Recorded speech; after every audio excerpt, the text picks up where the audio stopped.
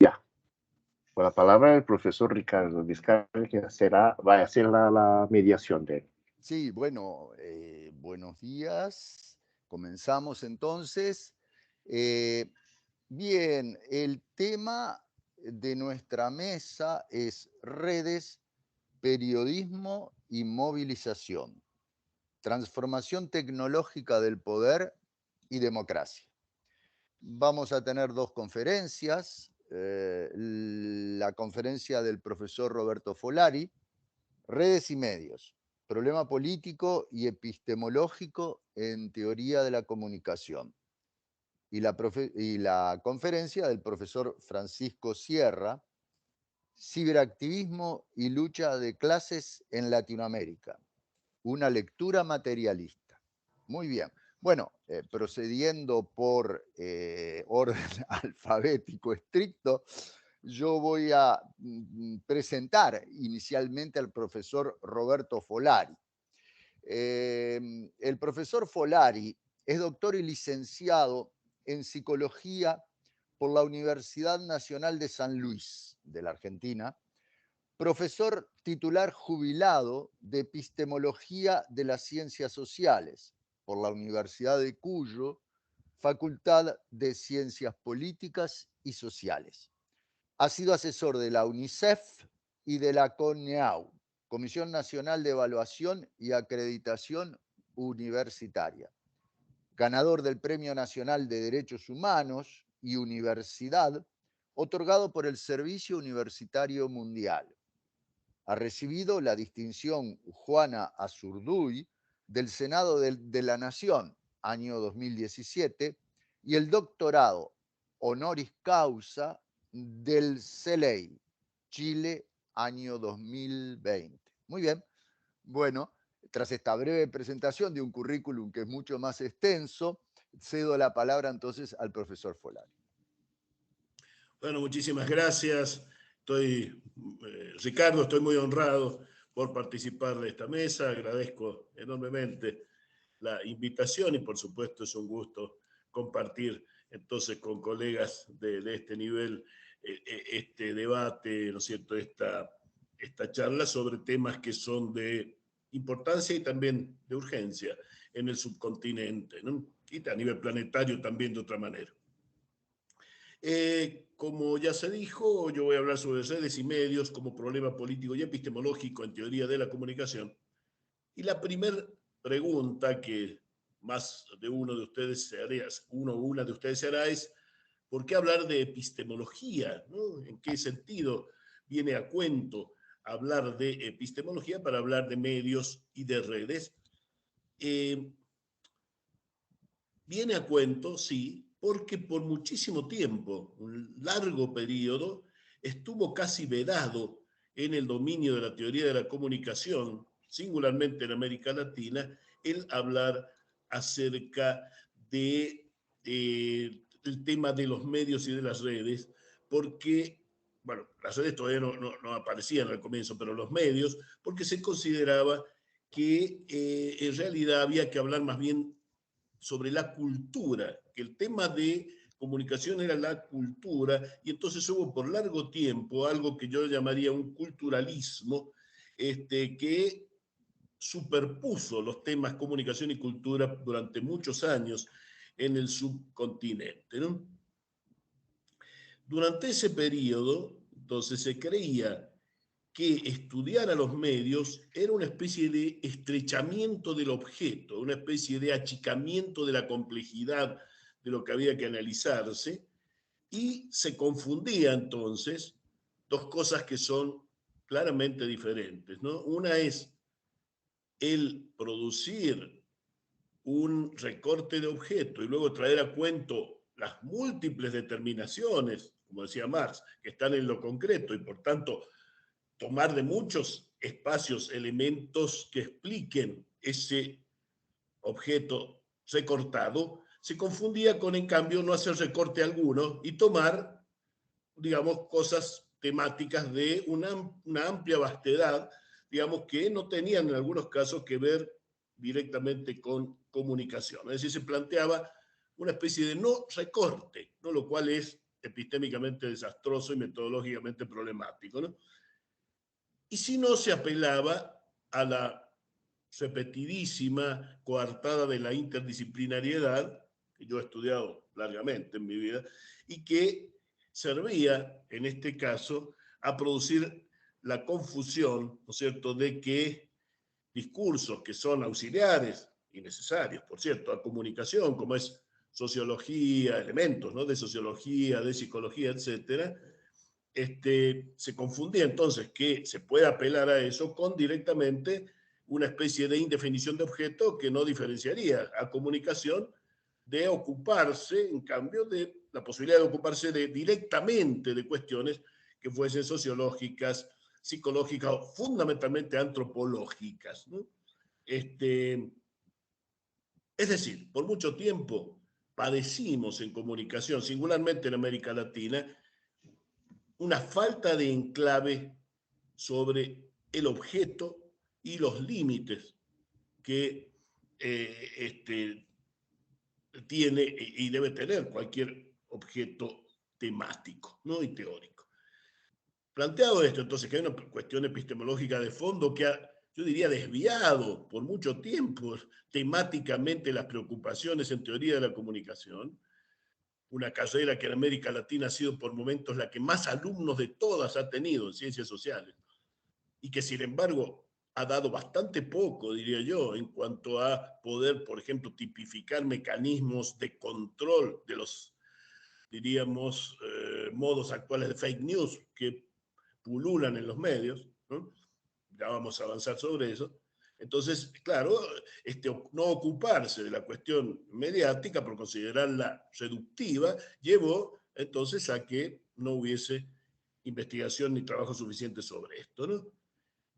Esta preeminencia de lo cultural, esta preeminencia de la cultura ha sido claramente explicada y denunciada por Fredric Jameson, ¿cierto?, este autor marxista estadounidense muy brillante, quien señaló que en la etapa de predominio del capital financiero en la globalización, es decir, que en la etapa en que la valorización del capital pasa por hacer dinero con dinero, ¿no?, y no directamente desde la producción, esto afecta a la percepción social que pasa a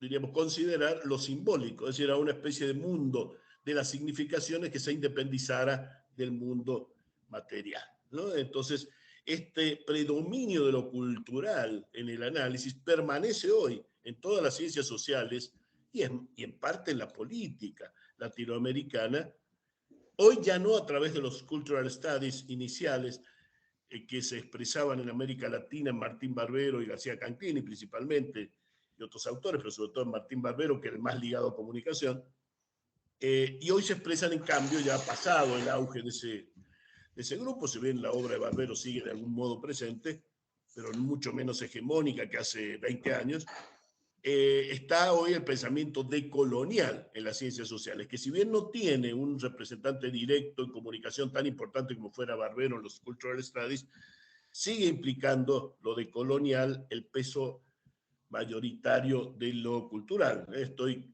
consciente de que estoy en un congreso donde se plantea la temática de lo decolonial, que tiene toda una serie de logros en cuanto a advertir, ¿no es cierto?, el peso de Europa y de su explotación y de su dominio en la constitución de lo que hoy es América Latina, pero que también tiene, creo yo, ciertos problemas en cuanto a que a veces los temas de género, los temas de la diversidad étnica y diversidad de género se ponen por encima y a veces directamente eliminan los temas relativos a clases sociales, a política del Estado y a solución de problemas políticos concretos, ¿no? De modo que ahí hay un debate que hacer donde aspectos de lo decolonial tendrían que ser decodificados hacia ciertas consecuencias políticas. Esto llevó a la ruptura en el grupo inicial de colonial, donde Grofogel y Santiago Castro Gómez abandonaron en parte, sobre todo Castro Gómez, claramente, a la posición de colonial a través del libro El tonto y los canallas, donde rechaza abiertamente ciertas, digamos, consecuencias poco políticas, no suficientemente politizadas, de las ideas de coloniales de, por ejemplo, Catherine Walsh o Mignolo, ¿no? Lo cierto es que entonces, volviendo ya a los cultural studies que dominaron amplísimamente, ¿no? De un modo casi hegemónico, la ciencia de la comunicación a través de Martín Barbero, de García Canclini y otros autores, pero ellos dos sobre todo. Entonces se erigió también entonces la idea del receptor activo, la cual derivó en el receptor omnipotente. Una idea bastante curiosa por la cual se había hecho casi indiferente qué es lo que se emitiera, porque de cualquier modo cada uno interpretaba según su lugar, según su propia formación, y por lo tanto poco importaba lo que se emitiera en los medios. Cada uno interpretaba, se diría, vulgarizando un poco la postura, se diría casi cada uno interpretaba a su antojo, digamos, ¿no? Esto fue ironizado por Humberto Eco, ¿no? Cuando dijo que se confunde semiosis indefinida con interpretación arbitraria, ¿eh? Es decir, que una cosa es que se pueda hacer muchas asociaciones, otra cosa es que se pueda interpretar cualquier cosa a partir de cualquier mensaje. Eso es absolutamente inadmisible. Sin embargo, por mucho tiempo funcionó y dio lugar a aquello que David Morley ironizó con una publicidad de jeans, que era el "Don't worry, be happy", ¿no? Es decir, está todo bien, ¿cuál es el problema con los medios? Sé feliz, nadie está metiéndole ideas en la cabeza a nadie, está todo tranqui, digamos, como diríamos en Argentina, todo tranquilo, ¿no? Bueno, eso era fatal y estuvo en la formación de una enorme cantidad de camadas de comunicólogos latinoamericanos, ¿no? Hubo entonces que regresar a la escuela de la agenda setting, ¿no es cierto?, para plantear que cuanto menos los medios imponen los temas, imponen de qué hablar. Eso, bueno, después de un cierto tiempo llegó diríamos, poder reimponerse, pero es bastante más que eso. Los medios no solo imponen los temas, imponen la forma de hablar de los temas, ¿no? Con la repetición, con la apelación a la autoridad de quienes hablan y con ciertos acuerdos ideológicos previos, se logra imponer determinadas perspectivas, ¿no? Organizadas, determinadas y planteadas sistemáticamente, ¿no? O sea que los medios no son algo que flota por ahí y a lo cual podemos ser indiferentes. Total, bueno, ya para leer el Pato Donald y demás ya estaba muy viejo, pero sí, hay nuevos modos de imposición, pero hay que analizarlos. Entonces, la epistemología viene a cuento porque tiene que recuperar la especificidad de la cuestión de la comunicación. Por supuesto, no son solo los medios, pero los medios son un aspecto muy importante, medios y redes, y ahora redes, ¿no es cierto?, también, y no podemos entonces dejar afuera esto. Es un problema epistemológico, ¿no? Además de ser, claro, un problema político, ideológico, ¿no? Las redes que han comenzado a ser un lugar principal de circulación de mensajes, sobre todo para las generaciones más jóvenes, no van a eliminar a los medios, ¿no? Esto ya lo hemos visto, sucedió con la televisión y el cine, etcétera, ¿no? Todos pensaban que la televisión eliminaría el cine, pero se van sumando los medios. Es cierto que los medios más viejos pierden parte de su eficacia, pero no desaparecen, ¿no? Entonces, vamos a seguir teniendo medios, pero es verdad que las redes los están desplazando un tanto, sobre todo para las generaciones nuevas, ¿no? Y en base a la aparición de las redes, como todos sabemos aquí, apareció la idea de democracia electrónica, ¿no es cierto?, que realmente fue un fracaso. La idea de que todo el mundo podía hablar y esto era algo ampliamente positivo. Por supuesto que hay algo de positivo en esto, es decir, que no solo los expertos puedan hablar, pero esto ha tenido una consecuencia, que es que se hable de cualquier manera y sin ningún tipo de preparación sobre cualquier cosa. Digamos, ¿no? Las redes son un lugar de invención de realidad. Se puede realmente apelar a la palabra propia por puro convencimiento, sin datos, sin argumentos, sin información, sin absolutamente nada. No basta proponerse de algo y sostenerlo, sin necesidad de ningún tipo de condición ni fáctica ni argumental, es decir, ni lógica ni empírica. Y bueno, las redes no solo depositan y archivan nuestros datos, ¿no es cierto?, de una manera que todos podemos saber que es bastante fatal, todo lo que hacemos en las redes, toda nuestra vida casi está ya monitoreada. Cuando andamos con el celular, que es todo el día, saben dónde estamos, ¿no? Pueden localizarnos, es un grado. Estando apagados los celulares, se puede escuchar lo que hablamos, si es que alguien prepara condiciones de espionaje. Es decir, bueno, hay realmente cosas de las cuales no hablamos porque las damos por obvias, pero que son con fuertes consecuencias. Lo que pasa es que no podemos decir, bueno, entonces listo, yo tiro mi celular. No, obviamente que lo necesitamos, ¿no? Ya hoy es parte de nuestra vida y está incorporado, ¿no?, como una continuidad casi de nuestro cuerpo, al estilo que decía McLuhan, ¿no?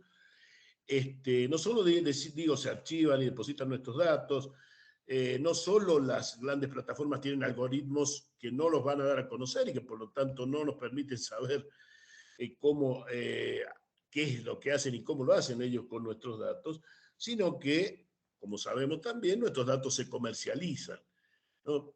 Es esta cosa extraordinaria, me parece mágica, ¿no?, que cuando abrimos, por ejemplo, YouTube, bueno, la plataforma sabe lo que nos gusta, ¿no?, y en base a nuestras elecciones previas puede decir cuáles serían las elecciones esperables de nosotros. Entonces anticipan gustos, es decir, nos proponen de pronto, por ejemplo, cantantes o conjuntos musicales que nos podrían gustar, porque se parecen a otros que ya hemos tomado, ¿no? Es decir, esto de que saben más de nosotros que nosotros mismos, ¿no?, que es bastante fuerte, ¿no? En cuanto a una especie de gran hermano que no pudo ni Aldous Huxley quizá imaginar tan sofisticado, ¿no? Y que además es un espacio, ya si dejamos lo que obtienen las plataformas y vamos al uso, es un lugar poblado de trolls, poblado entonces, por ejemplo, de ejércitos de trolls pagos, como los ha habido en el caso argentino durante el gobierno de Macri. Había enorme cantidad de trolls que trabajaban para ese gobierno, ¿no? Las falsas identidades que se pueden tomar, ¿no es cierto?, fácilmente en las redes, y que esas falsas identidades permiten toda clase de juegos, de falsedades, y de modos de disfraz que incluso funcionan para cuestiones delictivas también, ¿no? También aparecen entonces, ligado a esto, la cultura de la cancelación, ¿cierto? El poder quitarme de encima al que no piensa como yo, al que no quiero escuchar. Desaparece el cara a cara que me obliga a responder ante el otro, ¿no? Es decir, puedo eso, simplemente evitar a aquellos que no me gusta lo que dicen, no estoy ya obligado a soportar la diferencia con el otro. Si el infierno son los demás, como decía Sartre, bueno, ya nos hemos privado del infierno, estamos solo instalados en el paraíso o en todo caso, ¿no es cierto?, en algún sitio intermedio, pero no en el infierno, ¿no? Entonces, también la brevedad que exigen los mensajes en algunas redes ya de una manera prescriptiva, ¿no es cierto?, como sucede en Twitter, por ejemplo. Entonces, ¿qué surge de las redes? Son cosas bastante conocidas, pero que hay que subrayarlas, ¿no? Bueno, surge la cultura de la burbuja, ¿no? Es decir, cada uno con los suyos. Estamos ahí acostumbrados a hablar para los que piensan como nosotros. Y solo los que piensan como nosotros nos escriben a su vez, ¿no? Entonces, cada uno con los suyos. Esta radical, digamos, dispersión, ¿no?, e incomunicación entre partes en la sociedad lleva a disminuir la tolerancia a la diferencia, ¿no? En esta época de aparición de las nuevas derechas, por ejemplo, su intolerancia, su incapacidad para soportar el no tiene principio de realidad, digamos, ¿no? Lo que acabamos de ver en parte también en el Brasil, y hemos visto en Argentina con el atentado a la expresidenta, ¿no? Es decir, donde hay una especie de asunción, ¿no es cierto?, de que, bueno, aquello que nos decimos entre los que pensamos igual, bueno, es así, listo, y lo que yo deseo tiene que ser, ¿no? Sin soportar el límite de la realidad que en las redes no se nos exige, ¿no? Esto entonces homogeneiza el horizonte de sentido. Para ciertos sectores hay un solo horizonte de sentido que es el suyo y lo demás no existe, ¿no? Digo, esto ocurre para ambos lados, para la gran grieta social, no solamente para el lado antipopular. Yo ayer le decía a algunos colegas en la red, bueno, pensemos lo que dicen las derechas, y ellos me decían, ¿para qué? Sí, ya sabemos lo que piensan, ¿no? Bueno, qué patético, ¿no? No, claro que no sabemos lo que piensan, ¿no? Y muchos de ellos sí nos estudian a nosotros, sí nos estudian, y vaya si nos estudian, ¿no? Entonces es una grosería, ¿no? Creerse que ya sabemos lo que piensan, no, de ninguna manera, y mucho menos lo que piensan tácticamente, cuáles son sus jugadas, ¿no es cierto?, cuáles son sus decisiones inmediatas, ¿no? Entonces, toda esta homogeneización del horizonte de sentido es lo que colabora hacia la posverdad, hacia el clima, hacia diríamos, la condición cultural que sostiene la posverdad, ¿no? La posverdad, entonces, implica que si algo se sostiene al interior de ese horizonte de sentido, vale, y si va en contra, se rechaza. Y se acabó, no hay ninguna consideración de si algo tiene o no que ver con los hechos. Lo que importa es que coincida con ese horizonte de sentido. Si coincide, vale. Si no coincide, no vale. Punto. No hay ya nada que agregar en el sentido de, bueno, esto habrá ocurrido, será cierto, no será cierto, pero no importa si es cierto o no. Lo damos por cierto si coincide con nosotros y es falso si no coincide con nosotros, ¿no? O sea que el criterio de verdad ha pasado a ser mi propio deseo o mi propia ideología, ¿no? Sin más. Ya no hay ningún criterio externo ni ninguna relación de control fáctico, digamos, ni por supuesto tampoco de consistencia argumentativa, ¿no? Entonces, desde allí, desde este horizonte cultural que sostiene y permite la posverdad, que no solo tiene que ver con las redes, ahí tiene su máxima expresión, sino con todo un desarrollo histórico-cultural que es el de lo que algunos, yo he trabajado esto largamente, llamamos lo posmoderno, es decir, la crisis de las nociones de objetividad propias de la modernidad. Eso es un tema muy largo, lo digo simplemente, lo señalo. Lo cierto es que entonces en ese clima, ¿no es cierto?, el de lo posmoderno, donde todo es interpretación, como decía Bátimo, retomando ya en una nueva versión a Nietzsche, de allí al lawfare, ¿no? El lawfare, ¿no es cierto?, hay poco camino, ¿no? Sabemos que es el lawfare, ¿no es cierto?, es esta estrategia de destrucción de las figuras de lo popular que se ejerció contra Lula llevándolo a la cárcel, se ejerció contra Correa teniéndolo exilado, se ejerce contra la expresidenta Fernández de Kirchner, sosteniendo muchísimas causas judiciales absurdas, la mayoría contra ella.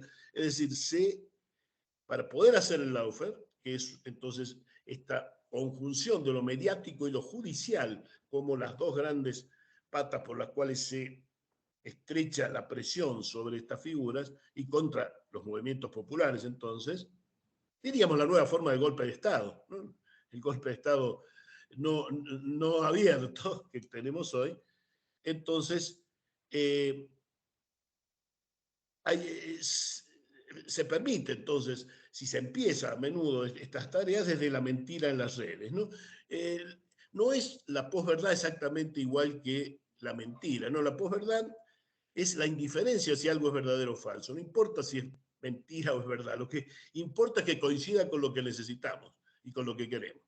Entonces, si es verdadero o falso, ya no importa. Lo que importa es que sea nuestro, digamos, ¿no? Que esté a favor nuestro. Entonces, los medios toman cosas desde las redes, como hemos visto. Si los medios son porosos a las redes, ¿no es cierto?, toman cuestiones surgidas de las redes y si a ello agregamos la concentración económica de la propiedad de los medios, que es enorme, y los acuerdos ideológicos que se dan entonces entre estos medios mayoritarios, que son también muy mayoritariamente de derecha, no exclusivamente, por suerte, pero sí muy mayoritariamente, entonces eso van dan la base para ir propalando por los medios, ¿no? Por los medios se hacen largas campañas de desprestigio de estas personas, acusándolas de ser deshonestas, de corrupción sobre todo, ¿no? La corrupción existe, claro, y existe también en las derechas, solo que ahí está habitualmente más disimulada porque está trabajada directamente de un aparato empresarial muy aceitado, pero corrupción hay en todas partes, si se quiere. Lo cierto es que es el uso de la noción de corrupción para adscribirlo siempre a los líderes populares. De hecho, la dictadura criminal que hubo en Argentina dijo que venía a luchar contra la corrupción y la subversión. Se ha olvidado mucho lo de la corrupción, que era la justificación para la eliminación física que hicieron de muchísimas personas, ¿no? Entonces, con un sector del Poder Judicial que se forma o se perfecciona en los Estados Unidos, ¿eh? Y claramente hay casos en Argentina, como el del fallecido inusitado juez Bonadío, que era verdaderamente vergonzoso en todo su comportamiento, ¿no? Ya falleció, pero que bueno, atacaba sin ningún tipo de límite y sin ningún tipo de justificación, digamos, y en una sola mañana llamó a 8 causas diferentes a la misma persona, Cristina Fernández, como una forma de humillación pública, en una fecha que era además el aniversario, creo, del fallecimiento de su esposo. O sea, bueno, unas formas brutales, ¿no? Este hombre se había formado, había estado en Estados Unidos, becado, ¿no? Entonces, digo, estos jueces y fiscales, con eso más el ataque mediático, se tiene la base para entonces, luego, ¿no es cierto?, se inician acciones judiciales en contra de estas personas, se repite entonces en los medios que están estas acciones judiciales, que porque estas personas son potencialmente y casi seguro delictivas, ¿no es cierto? Entonces ya con la acusación en sede judicial es muy fácil seguir el ruido mediático diciendo que se está haciendo juicio a estas personas por sus delitos, se las desprestigia, se hace una especie de juicio mediático donde ya se los da por culpables, aunque no haya habido ninguna prueba a veces ni siquiera juicio, ¿no es cierto? Y finalmente, si hay condena, se la celebra ampliamente, ¿no es cierto? Y se la difunde vigorosamente, ¿no? Para que veamos el nivel de arbitrariedad que esto tiene, diciéndolo muy brevemente aquí por cuestiones de tiempo, en Argentina en tiempos de Macri hubo entre 20 y 30 presos políticos. Hubo 2 o 3 casos de personas presas con efectiva condena, pero la gran mayoría de los presos que hubo, que eran personas que habían sido funcionarios del gobierno de Cristina Kirchner o de Néstor Kirchner, fueron presos sin juicio y sin condena. Es decir, se les dio prisión preventiva con el pretexto de que se podían escapar o cosas por el estilo, ¿no? Es decir, fueron prácticamente presos políticos lisos y llanos, ¿no es cierto? Y sin embargo, esa derecha se plantea a sí misma como si fuera ejemplo de republicanismo, ¿no?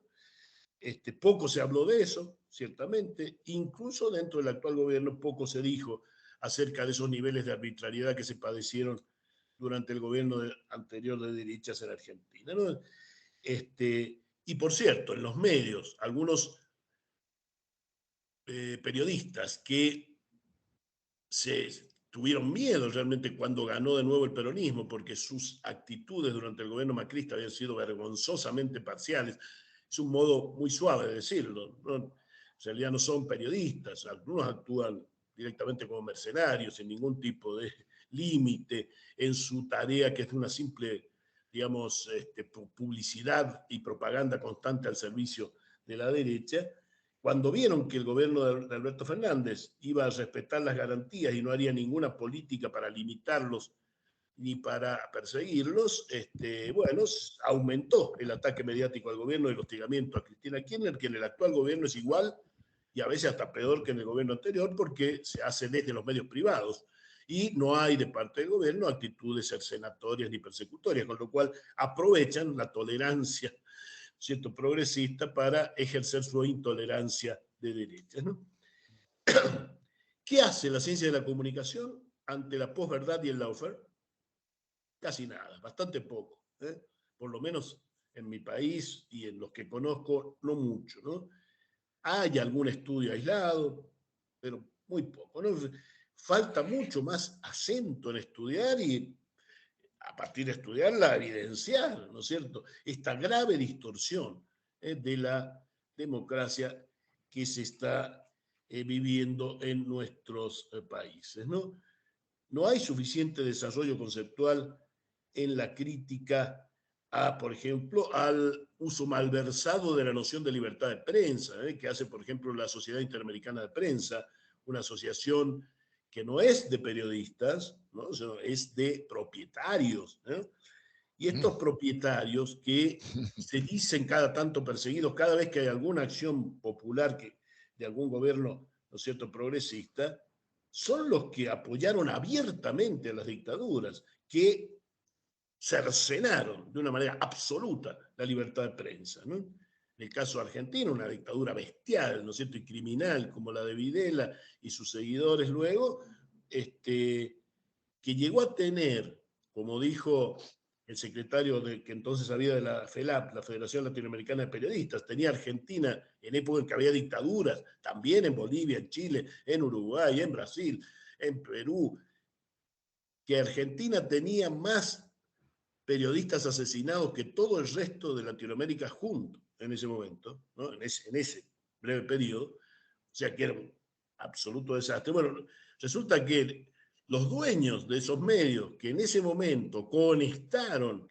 todo el golpe, que jamás condenaron nada del mismo, por el contrario, lo apoyaron abiertamente, lo auspiciaron, ocultaron cosas, esos señores son los que hablan de libertad de prensa, ¿no? Entonces, ¿qué hacen las facultades de comunicación para poder tener medios de discusión sobre este tipo de malversaciones de la noción de libertad de prensa? Yo no he escuchado nada muy importante en ese sentido, y hay que hacer, ¿no? Estos cómplices entonces de dictadura, liquidadores de la libertad de prensa, quieren tener el monopolio de la palabra pública, ¿no es cierto?, y lo ejercen contra la libertad de expresión, porque efectivamente, si yo quiero hablar en esos medios, no me dejan, ¿eh? Si alguno de nosotros quiere hablar ahí, casi seguro que no va a poder hablar. O sea que no es libertad de prensa, es libertad para que los dueños de la prensa puedan operar. Con lo cual, evidentemente, por la monopolización que existe o oligopolización de la propiedad de los medios, se requiere inventar dispositivos de evaluación y control de lo que pasa en los medios. Repito lo que digo porque me parece esencial. Frente a la impotencia de los gobiernos populares ante la presión mediática, se requiere inventar dispositivos que sean estatales pero no gubernamentales, es decir, que vayan más allá de los gobiernos y que tengan una fuerte composición de sociedad civil, de expertos universitarios, de periodistas que tengan una capacitación y posición social que los haga respetables para amplios sectores sociales, que no quedan muchos. Crear comisiones, por ejemplo, que puedan hacer evaluación y control post factum de lo que se diga en los medios. Los medios tendrían que tener, como siempre, libertad absoluta. Pueden decir lo que quieran, pero después tiene que haber cómo evaluar si no ha habido abiertas falsedades, ¿no?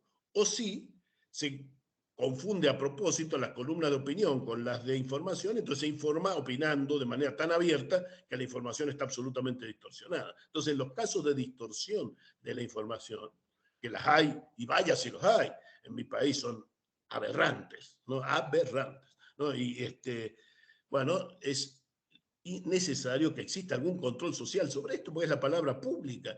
Es un poder, el de los medios, que no está controlado y que hoy no es el cuarto poder, quizás sea el primero, ¿no? Entonces, no hay control. Bueno, ¿qué es lo que piensa comunicación, las carreras de comunicación sobre esto? Muy poco. Bueno, tenemos que proponer, tenemos que salir a ser agentes, ¿no es cierto?, de la discusión del lawfare, de la discusión de la posverdad y de la proposición de dispositivos sociales que permitan a la sociedad, no a los gobiernos, a la sociedad, poder quedar liberada de estas presiones brutales y de estos usos absolutamente, digamos, parciales de la palabra pública.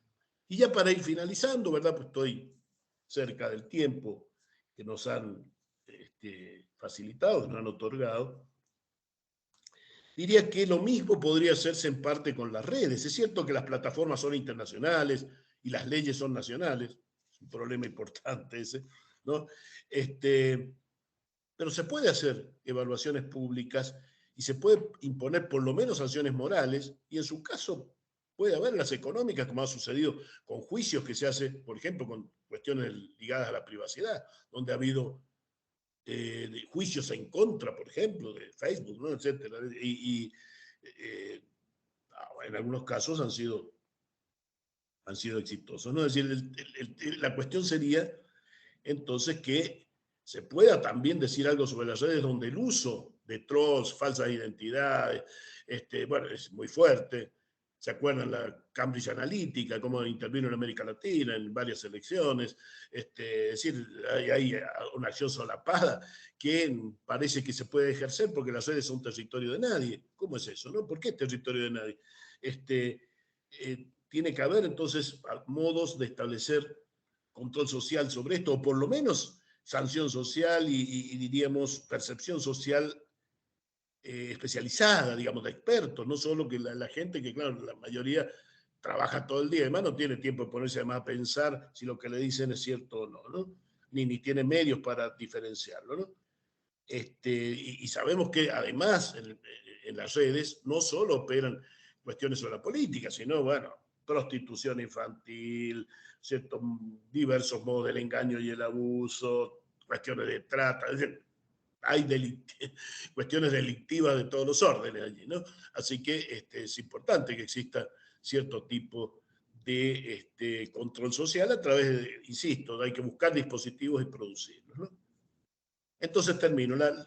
Hay que poner desde la teoría de la comunicación la mirada en la política, la mirada en el lawfare como un modo brutal de lesión de la legitimidad democrática en nuestros países, la nueva forma, insisto, del golpe de Estado, es el golpe de Estado soft, digamos, en cuanto a las formas, y bienvenido eso para no estar matando gente todos los días, pero en cuanto al fondo es exactamente la misma cuestión, es privar de la soberanía popular, ¿no es cierto? Es manejar omnímodamente el poder al servicio de las multinacionales, al servicio de los grandes negocios, ¿no es cierto? Entonces, en esta fase de evidente decadencia en nuestros países del periodismo que se ejerza con libertad y con independencia, ¿no es cierto? De algo de lo que también hay que hablar, ¿no? Porque en algunos casos estamos asistiendo a algo que casi podemos llamar muerte del periodismo, donde encontrar un periodista que tenga las características tradicionales de ir a chequear las noticias, de actuar con un mínimo de minuciosidad, ¿no es cierto?, acuciosidad y de, diríamos, cuidado de no ser brutalmente parcial. Bueno, eso hoy no existe, ¿no? Hay que dejar claro entonces, una vez más, que comunicación no es antropología urbana, comunicación no es una derivación de temas culturales cualesquiera, ¿no es cierto? No es filosofía social, ¿no es cierto? No es cualquier forma de interdisciplina indeterminada, no es trabajar sobre los mensajes y su circulación, y los mensajes circulan, digamos, privilegiadamente en redes y medios, entonces este es un punto decisivo, nunca el único, está claro, pero un punto decisivo de aquello de que se tiene que ocupar comunicación, y es muy de lamentar que por mucho tiempo se haya pretendido que esto no era algo que debiera ser trabajado en teoría de la comunicación con el pretexto de que ir de los medios a las mediaciones implicaba que pensar las mediaciones fuera olvidarse de los medios, ¿no?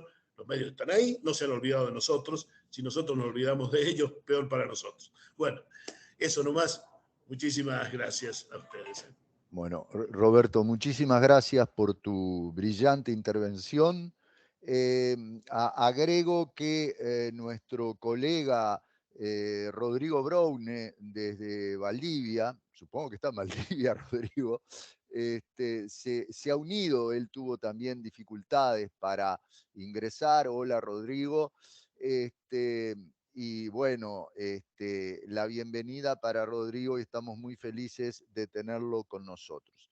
Bien, vamos a dar entonces paso a la conferencia de Francisco Sierra Caballero, Ciberactivismo y lucha de clases en Latinoamérica, una lectura materialista. Antes voy a hacer una brevísima presentación de el, digamos, brillante y muy significativo currículum de Francisco, del cual voy a tomar algo, digamos, a título simplemente de acápite.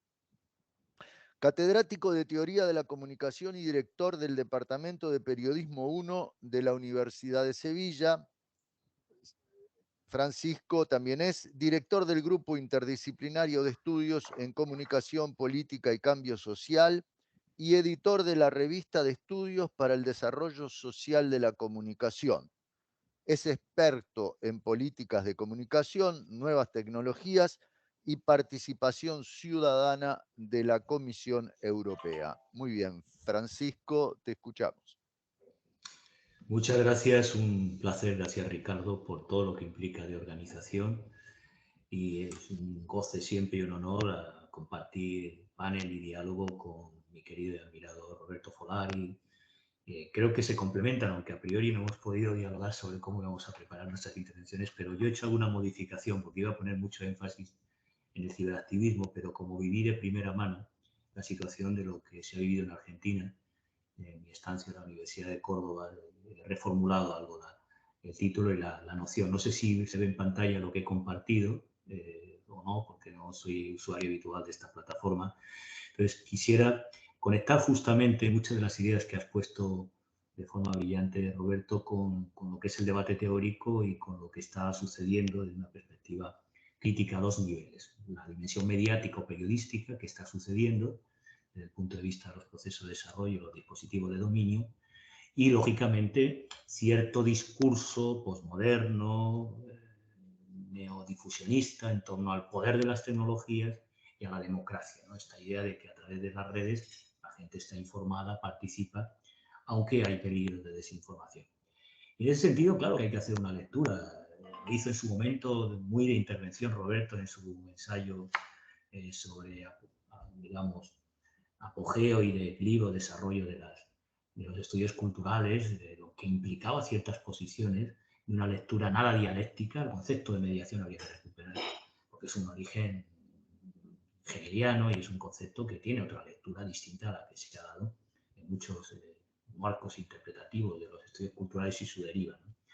Y ya que hablamos de estudios culturales, pues a mí siempre me interesa recordar una cita de Stockholm que es importante y que explica un poco por qué triunfan actualmente, tanto en los medios como en las redes digitales, los golpes que están en proceso en Brasil, en Bolivia, en Argentina, y que lo hace uno de los referentes que tanto citan, ¿no? Los estudios culturales. Stockholm insistía justamente en los dispositivos de dominio, que en el hecho mismo de la comunicación, justamente tanto en la teoría, y esto creo que formará parte del debate posterior que señalaba Roberto en su intervención, es que la teoría no se está ocupando de estos dispositivos de dominio. Está teniendo una mirada parcial, fragmentaria, que los estudios críticos en América Latina y en general en la tradición marxista o culturalista de los primeros trabajos de Williams y compañía, ponían el énfasis en señalar justamente las formas de manipulación ideológica y de control social en términos de clase, aunque se considere relativamente autónoma la cultura. Perder la perspectiva de esto es justamente lo que explica por qué se está dando esos procesos de ascenso del neofascismo en los medios, de manera notoria, con una deriva preocupante, ya no conculcando el concepto de la SIP, de libertad de expresión, sino dando una dieta informativa y unos contenidos y tratamientos de la actualidad grave, ¿no? En el caso, por ejemplo, de Argentina, la negación del hecho mismo de lo que aconteció y que todos vimos. Y eso ya es llamativo. Y justamente se hace posible esta manipulación y este dominio por la capacidad de falta de conciencia. Lo grave es que no solo la ciudadanía, que no tiene conocimientos y competencias en materia de medios y comunicación, sino también de la propia academia, de la propia práctica teórica de los comunicólogos. A mí lo más sorprendente que he vivido en los últimos años es la justificación de la Asociación de Comunicadores de Bolivia del golpe de Estado contra Evo Morales. Gravísimo. una academia que legitima golpe de Estado y negacionista de los golpes de Estado, sería la máxima expresión de la falta de reflexividad y de conciencia del hecho y del acontecer histórico. Pero claro, esto no es nuevo. Llegar a la conclusión de que esto sucede porque las redes han traído la manipulación, la desinformación, es el discurso muy de los profesionales de la información. Bueno, claro, el periodismo ya no existe, cualquiera se informa en las redes, no hay filtro, no hay una curaduría, no hay un control de calidad de la dieta informativa. Y realmente eso es falso, porque en la historia del periodismo moderno, desde siquiera en la era de la prensa de masas hasta nuestros días, las patologías de la información han sido algo persistente.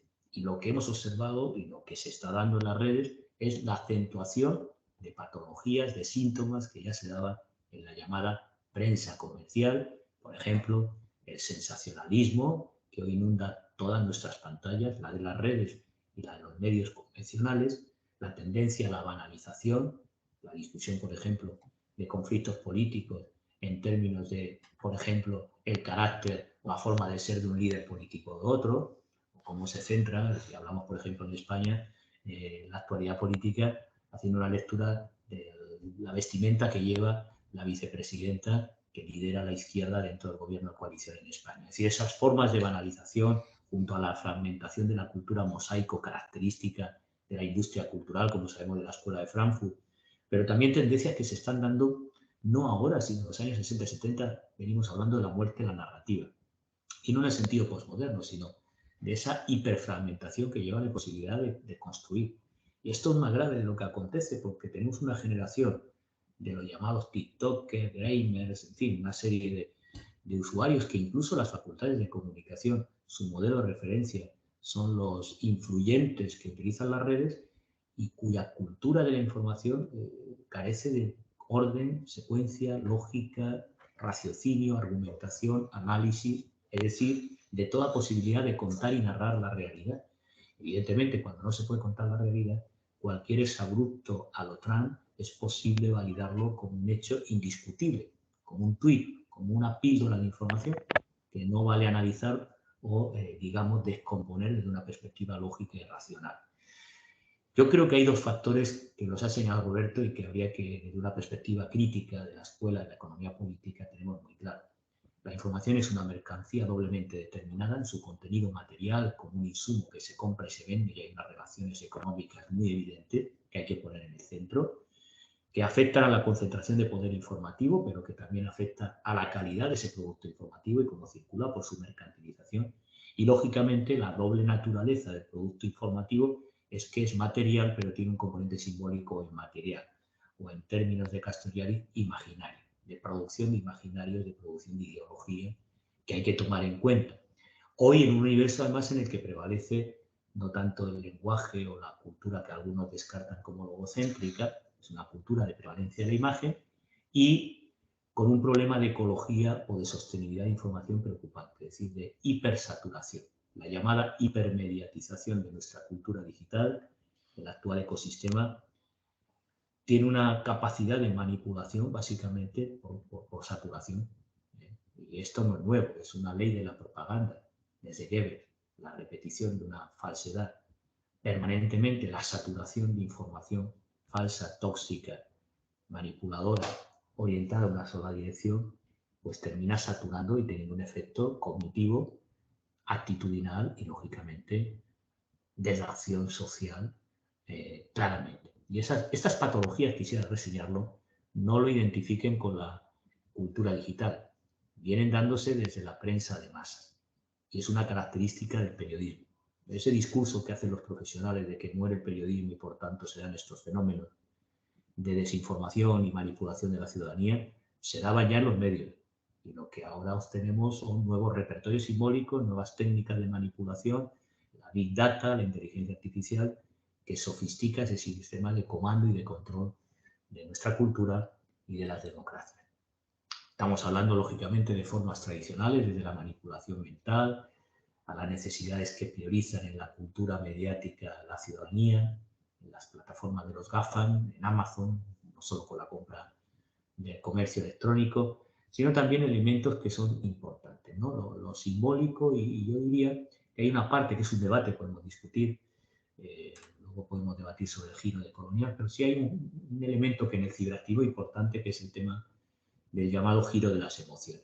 Y yo soy partidario de que ese elemento es importante, lo fue en la tradición también obrera, marxista y de la izquierda, el poder hacer propaganda y construir un proyecto colectivo de transformación social desde lo emotivo.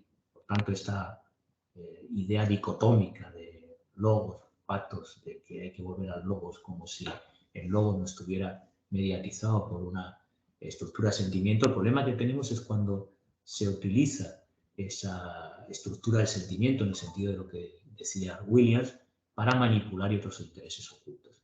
Esto lo estamos viendo en el golpismo continuamente, el golpismo mediático, los llamados golpes blandos, lo estamos viendo en el lawfare. El impacto que tiene y la efectividad máxima se ha medido, porque lo conocemos desde los estudios de los efectos en análisis de cultivo, por ejemplo, en la escuela de Annenberg, y cómo los símbolos y los patrones culturales que se van cultivando por repetición, por ejemplo, la violencia simbólica en televisión, va generando un caldo de cultivo de desconfianza, de crítica, lo podemos decir con el lawfare, el discurso de la corrupción, que genera una desconfianza y una animadversión, no solo ya a las autoridades legítimamente electas y de forma democrática, sea Evo Morales o Cristina Fernández de Kirchner, sino también contra toda la dimensión institucional, democrática, de representación colectiva de la soberanía popular, en general de lo colectivo y lo público. Es decir, el principal efecto de la manipulación de estos sentimientos y emociones que se están dando en estos procesos, como en Argentina o en Bolivia, básicamente, bueno, Brasil ahora tras las elecciones, es justamente la, digamos, invalidación, cuestionamiento de toda forma de representación, de toda forma de gubernamentalidad democrática y de toda forma de convivencia en el ámbito de lo público. Es decir, lo primero afectado en esta manipulación de símbolos y de sentimientos es lo público y lo común, que es el objetivo al final de estas estrategias de restauración que estamos observando.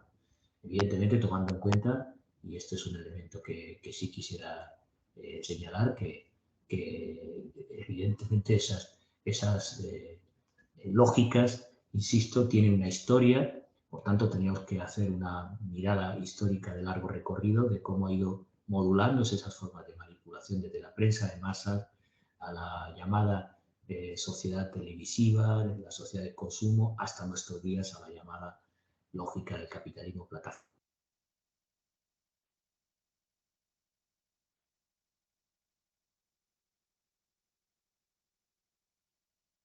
De manera activa con los sistemas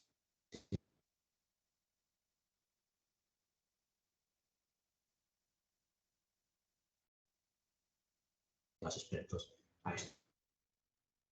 Francisco, parece que se enlenteció. Milton, ¿tú estás oyendo?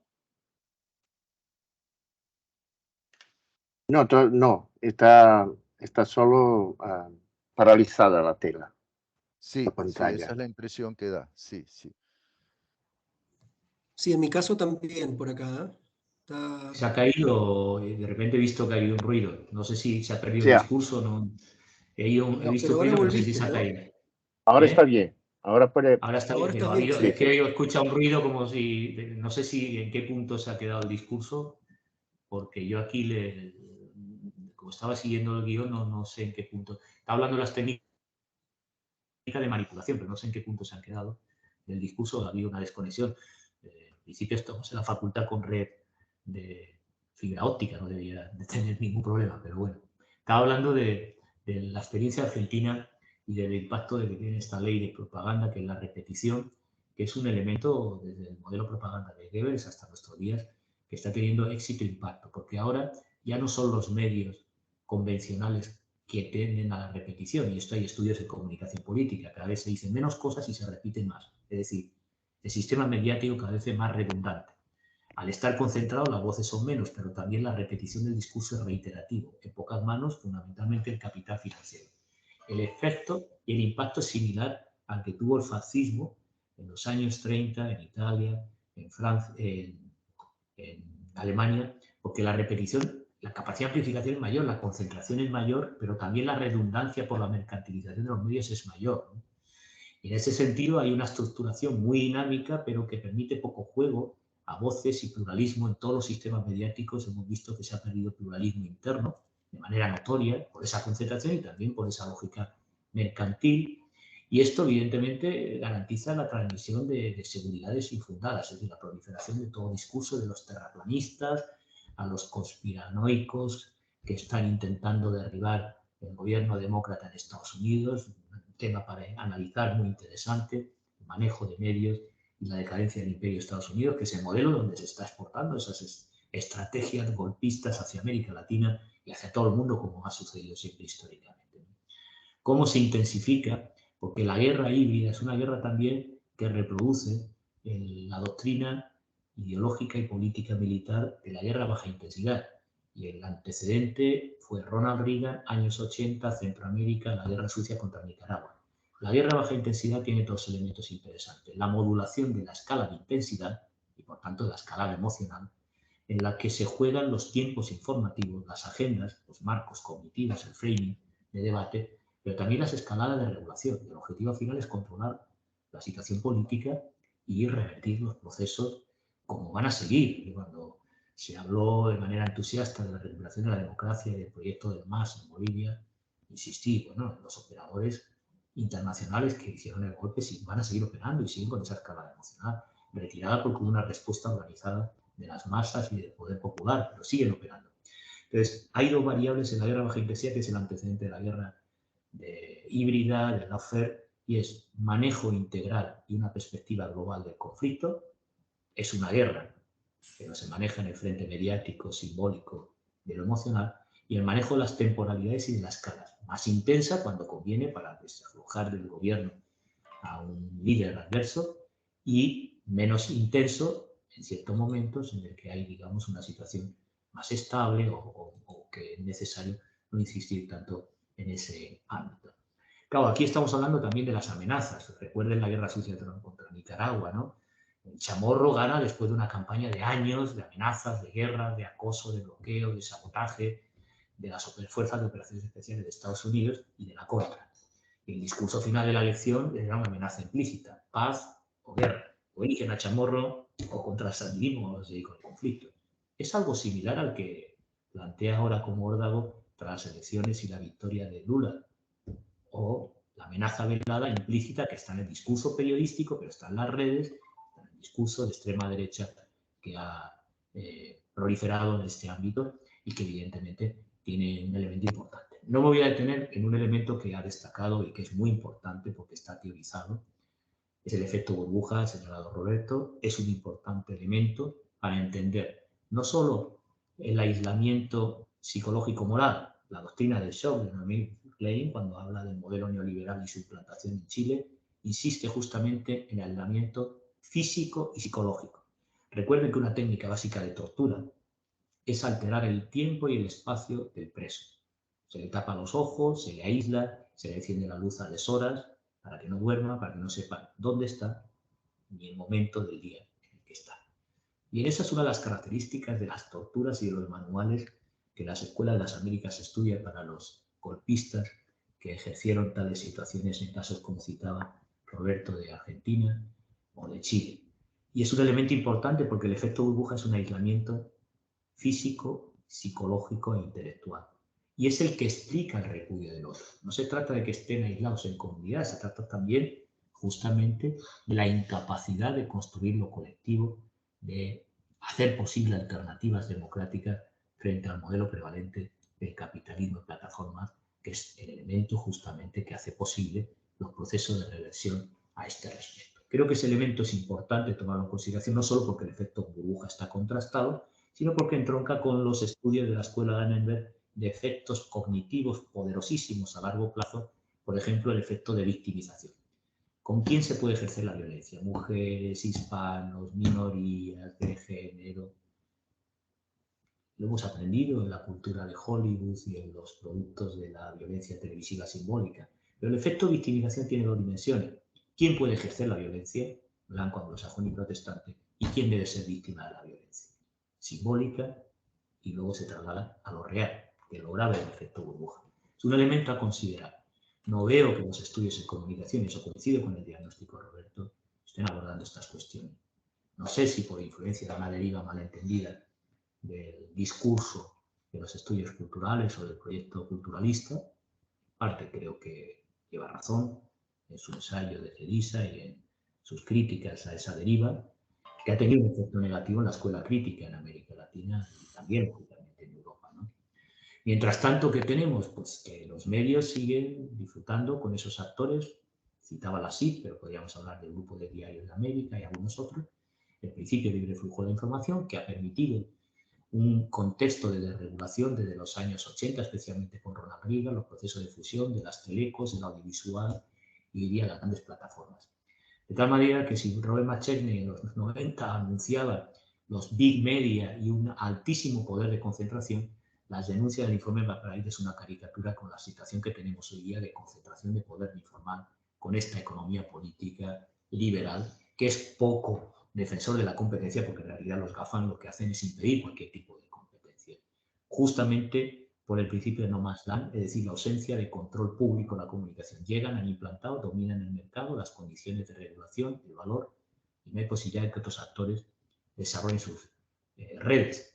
Y que no se le ocurra a ningún Estado establecer una política reguladora o desarrollar sus propias plataformas de comunicación en red de dominio público, porque pueden ser destituidos por estos poderes que tienen presupuestos como Amazon muy superiores a la mayoría, ya no de todo un continente como África, sino también de la propia Unión Europea. En ese proceso de mercantilización de la información, bueno, pues tenemos una estructura real de la información oligopólica, en algunos países duopólica. En los países como Brasil o México, que tenían un monopolio virtual con grupos locales, están pasando a depender de los GAFAM por completo, que son los que organizan también la intervención y el golpe de manera sistemática. Esta situación se da en un momento de crisis y transición a lo digital, por tanto de crisis financiera y desarrollo de unas economías de escala en el que la soberanía informativa como la tecnológica entra en crisis y los gobiernos se ven muy dominados por estos operadores. Hay que recordar que en el golpe de destitución de Dilma Rousseff el papel de Facebook fue estratégico. Hay que recordar que los GAFAM son colaboradores del Departamento de Estado y del Pentágono en las estrategias de Estados Unidos de su política exterior, como antaño lo eran las SIC, como antaño lo eran los grandes grupos mediáticos de Estados Unidos a todo el planeta a nivel internacional. Hay otros efectos nocivos que no voy a entrar a valorar, pero que afectan a la calidad de nuestra democracia en cuanto al desequilibrio de contenidos, de medios y de voces y actores que pueden estar participando en un proceso en el que la comunicación pública, sean operados por empresas privadas o por el Estado, pues están muy sometidos al dominio hegemónico y absoluto del capital financiero internacional y que evidentemente eso se traduce en una lógica económica política, creciente privatización de los flujos y procesos mundiales de intercambio tanto de información como de tecnología, concentración del poder de informar en unos pocos países, yo diría que básicamente Estados Unidos, aunque es verdad que China es un competidor potente en este capitalismo de plataforma, vamos a ver qué sucede, pero una agudización de las desigualdades como nunca antes, yo diría extremas si comparamos con lo denunciado en el informe McBride. Desigualdades entre países, brechas cognitivas, brechas tecnológicas entre norte y sur, desconexión de territorios, de unidades, de sectores sociales por completo y aislamiento, no solo de ese usuario que sufre el efecto burbuja, aislamiento de regiones, de países, de continentes enteros. En la Unión Europea la situación es tan grave que por primera vez en una matriz ordoliberal radical en la que vive Bruselas, empezaron a hablar de una soberanía tecnológica por Bruselas para poder enfrentar el control político y militar de Estados Unidos que nos ha llevado a la guerra de Ucrania y un papel triste, indigno y lamentable, sin comentar el caso del Brexit, porque tiene que ver con Cambridge Analytica, tiene que ver con la intervención del proyecto imperial de Estados Unidos de destituir el proyecto europeo al tiempo que destituir gobiernos de progreso en América Latina. Bueno, pues esto es lo que tenemos, una infraestructura burocrática al servicio de políticas informativas neoliberales basada en una división social del trabajo entre quienes producen esas imágenes como la cueva de Platón, ahora se habla mucho de la caverna mediática en España, mañana mismo, no, mañana no, hoy es miércoles, el viernes presenta aquí Pablo Iglesias su libro Medios y Cloaca. Hay que recordar que lo hace como actor político, pero también es académico de ciencias políticas y no imagina la reacción de todos los medios sobre lo que contiene el libro Pablo Iglesias. Sobra decir que yo no soy un devoto de Pablo Iglesias, pero que denuncia lo que debiera hacer la academia a diario. Es decir, las cloacas del Estado, el golpismo mediático que opera insistentemente en favor de los botín de turno, me refiero al dueño del Banco Santander, es decir, del capital financiero nacional e internacional, y que hace posible una sistemática censura y propaganda en favor de esos intereses. ¿Verdad que eso es posible a través de técnicas, digamos, sofisticadas de marketing que han penetrado en el discurso público, que han penetrado en la cultura informativa de los profesionales de la información y que me temo que también, no sé si por esa aceleración postmoderna de la diversidad y de la cultura, de los estudios culturales en la propia teoría social. Esto es una discusión que podríamos ver y por qué se da, pero lo que me interesa a mí de los efectos de la mercadotecnia son 4 elementos que ahí son importantes. La asunción del discurso maquiavélico y, por tanto, del golpismo como algo natural, son procesos que suceden como si los medios fueran un actor independiente que solo refleja lo que sucede. El tecnocratismo, que es algo grave, porque el avance de las nuevas telemáticas o las formas de la inteligencia artificial abunda en el control de la información por expertos de acuerdo a lógicas antidemocráticas, por tanto la vindicación del público, de lo nacional popular, de la participación de las políticas de comunicación es esencial frente al tecnocratismo, que es un elemento importante. Y hay otro que lo señala en su último ensayo, Infocracia, Chul-Bunhan, y que es importante, en parte lo ha señalado sobre la posverdad Roberto, que es el tema de lo verosímil y lo verdadero.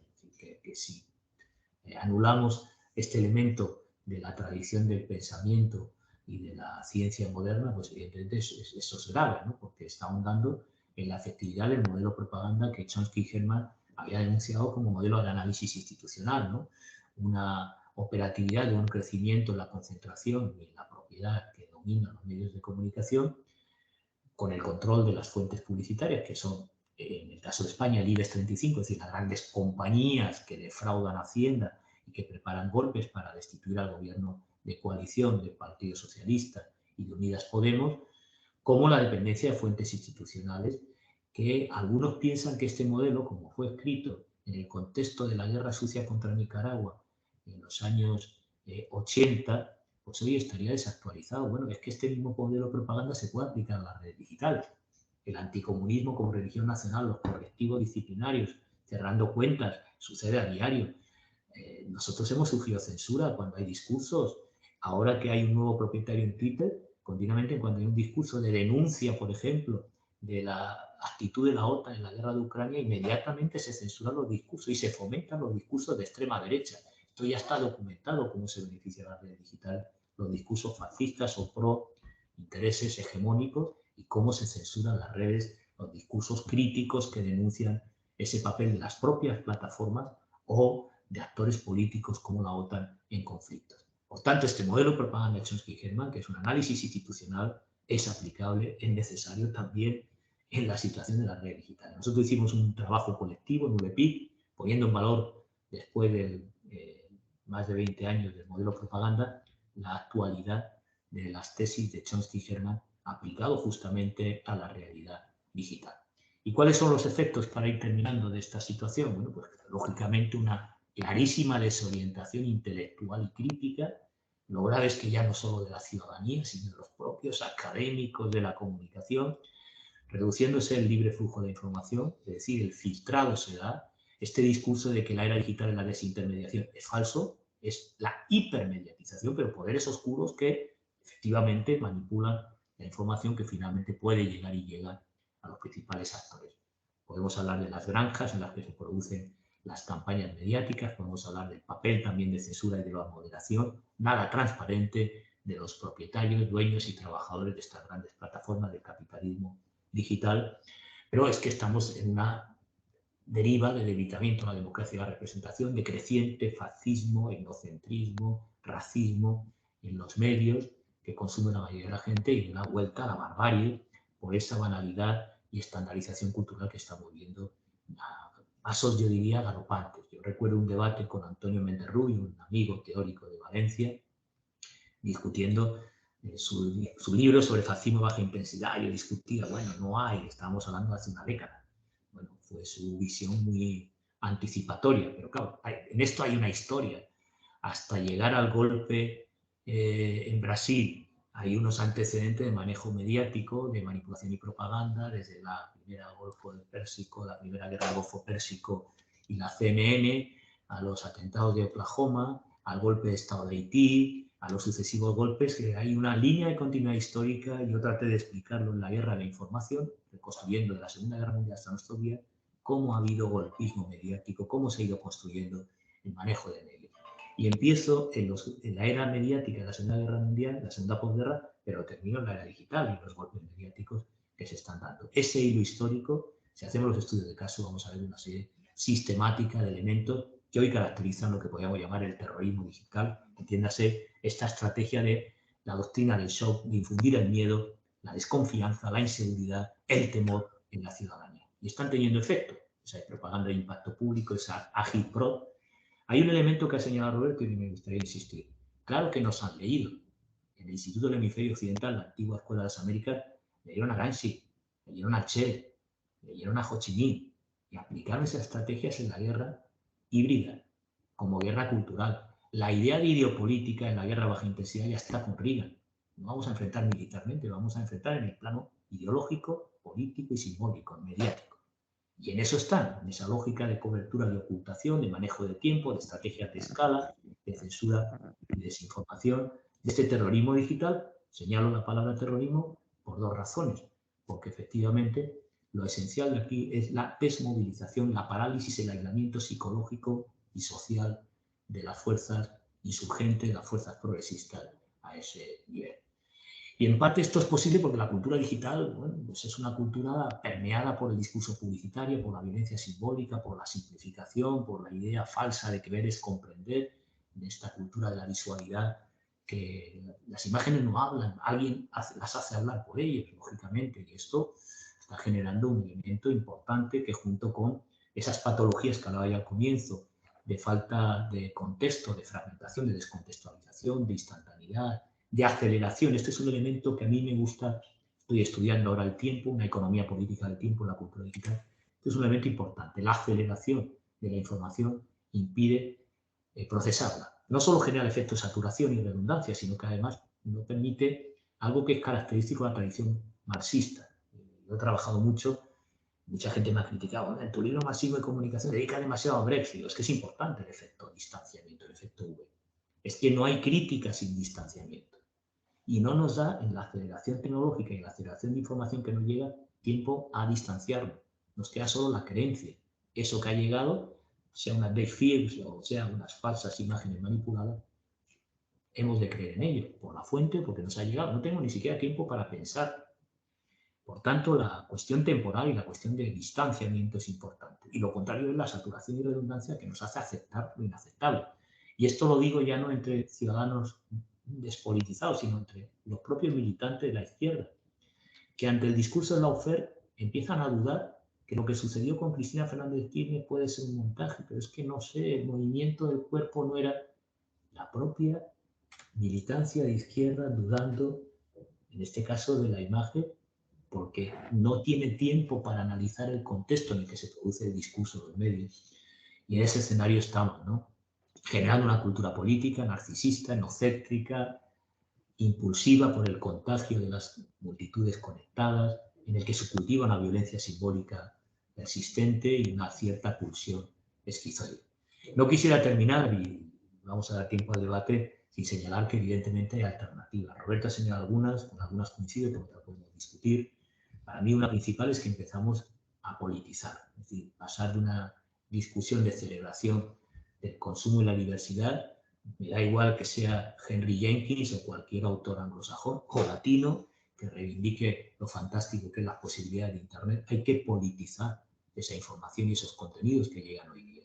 Y politizar implica, no en el sentido partidario o de un periodismo militante a lo Rodolfo Walsh, significa poner en discusión las alternativas y posibilidades de este efecto de distanciamiento brechtiano que tenemos que aplicar en esta cultura. Empezar a desarrollar cultura ciudadana y organizaciones civiles en defensa del derecho a la comunicación en el capitalismo, plataformas digitales, ¿no? Plataformas de información que dominan hoy día. Por ejemplo, hace falta más educación sobre las TIC en este ámbito y un control público. Yo creo que hay dos ejes fundamentales que hay que discutir. Uno la señala Roberto y no voy a parar en ello. hay que investigar y socializar. Necesitamos una comunicología militante, una comunicología de subir desde abajo, una comunicología más política, más comprometida y que evidentemente socialice, como ha hecho cierta investigación militante en otras áreas de conocimiento, sus prácticas de intervención para reestructurar y reorganizar la ecología del sistema informativo que tenemos hoy día, que es desmesurado y que es una amenaza a la vida, al planeta y a la propia democracia, ¿no? Es insostenible, ¿no? Y la otra es el tema de la inteligencia artificial. Los procesos de automatización dieron lugar al Brexit, está dando lugar a la emergencia del fascismo en Brasil, en Estados Unidos, en Europa, y evidentemente eso tiene que ver con el manejo de sistemas expertos y la tecnocracia que está contribuyendo de esas grandes plataformas, los GAFAM, a un proceso de restauración conservadora para garantizar, en definitiva, el proceso de acumulación por desposesión.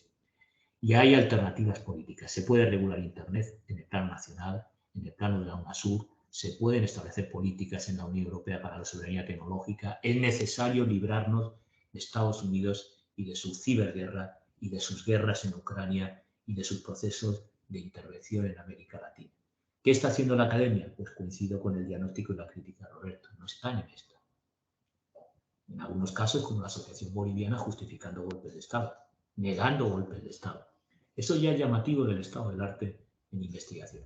Creo que en la red que creamos, que fue una iniciativa y un entusiasmo de nuestro querido amigo Víctor Silva, en la red Criticón de teorías críticas, comunicación y cultura, nuestra obligación como agenda es situar en el centro estos procesos en Argentina, en América Latina, en Europa, y construir un conocimiento que esté al servicio de la emancipación y de la lucha de clases y del contexto en el que estamos de disputa de la hegemonía. Quien no lo quiera ver o es tonto de capirote o no hace teoría. Hará publicidad de las herramientas, de las tecnologías y de los discursos del odio y del fascismo y del golpismo que se están adueñando de Europa, de América Latina, de nuestro espacio cultural y de nuestras democracias. No quiero quitar más tiempo porque creo que la gente puede participar y tener un espacio de diálogo. No sé si me está limitado el tiempo, he intentado ceñirme a los 30, 40 minutos. Si ha sido así, pido disculpas, porque creo que lo interesante ahora es el debate y bueno, quería dejar sentados algunos elementos y también pedir disculpas a Ricardo porque el título que le di, después de lo que pasó en Argentina, he preferido poner el acento quizá en una lectura mucho más de intervención, pero evidentemente que tiene connotaciones tanto epistemológicas en términos de una vindicación de la comunicología del subir desde abajo como lógicamente de compromiso intelectual de los que estamos formando parte de esta red y participamos en este congreso. Gracias a los organizadores por ello y la oportunidad de compartir mesa con mi querido y admirado Roberto. Gracias a ti, Francisco, por la tan rica y nutrida intervención, teóricamente. Y bien, vamos entonces a dar paso a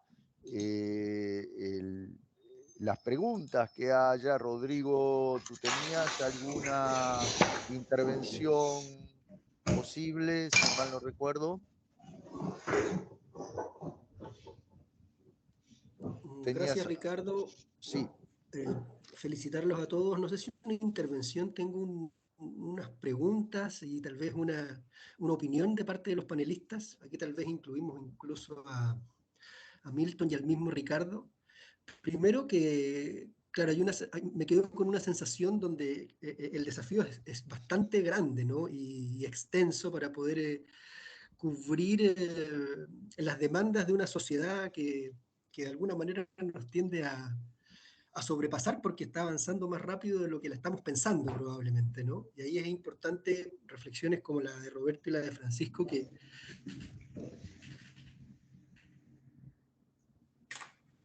de alguna manera tratar de enfrentar desde la academia, desde la teoría, algunas cuestiones que se nos pueden quedar un poco en el trasnoche y no tomarlas con la fuerza que corresponde, como todo lo que sucede con el mundo comunitario, como lo decía Francisco, todo lo que sucede con las posverdades, que no son mentiras, como también lo decía de alguna manera Roberto, y que hay que aprender a convivir con ellas y hay que aprender a leerlas y a enseñar a cómo leerlas, que es un poco nuestro desafío desde el mundo de las comunicaciones y desde la teoría. Entonces ahí el desafío me parece súper robusto, ¿no? Y ver cómo lo podemos enfrentar.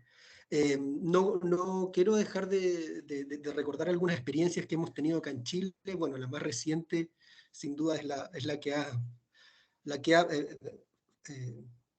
positivamente padecido Milton en Brasil después de las últimas elecciones, porque ahí nos damos cuenta de que este mundo político se transforma rápidamente en una maquinaria de algoritmos, ¿no? Y esa es mi primera pregunta, idea en la que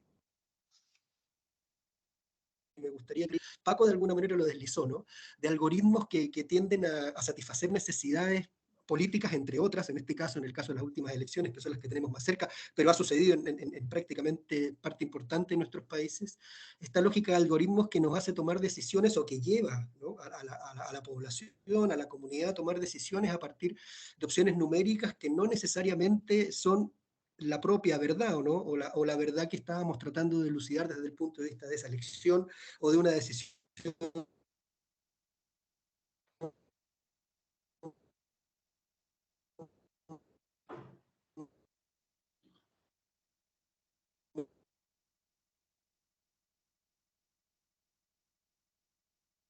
Se perdió.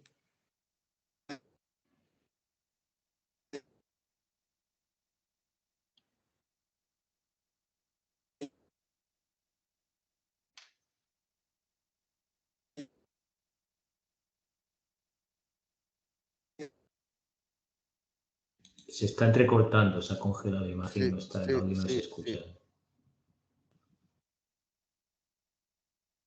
Voy a ver si lo contacto Tomás, nosotros lo por... vivimos con el nuevo Se había cortado, Rodrigo. Sí, me di cuenta, me apareció un mono que me decía en espera. Bueno, no sé si en términos generales se entendió. Para allá va un poco la invitación a reflexionar a partir de lo que ustedes dijeron. Tal vez mencionar dos cosas más o una capaz, que dentro de las últimas lecturas, una de ellas a partir de uno de los últimos libros de Ricardo, es esto de cuando Perniola nos habla de que estamos llegando a una especie de comunicación no comunicativa, ¿no? Y que es una vuelta interesante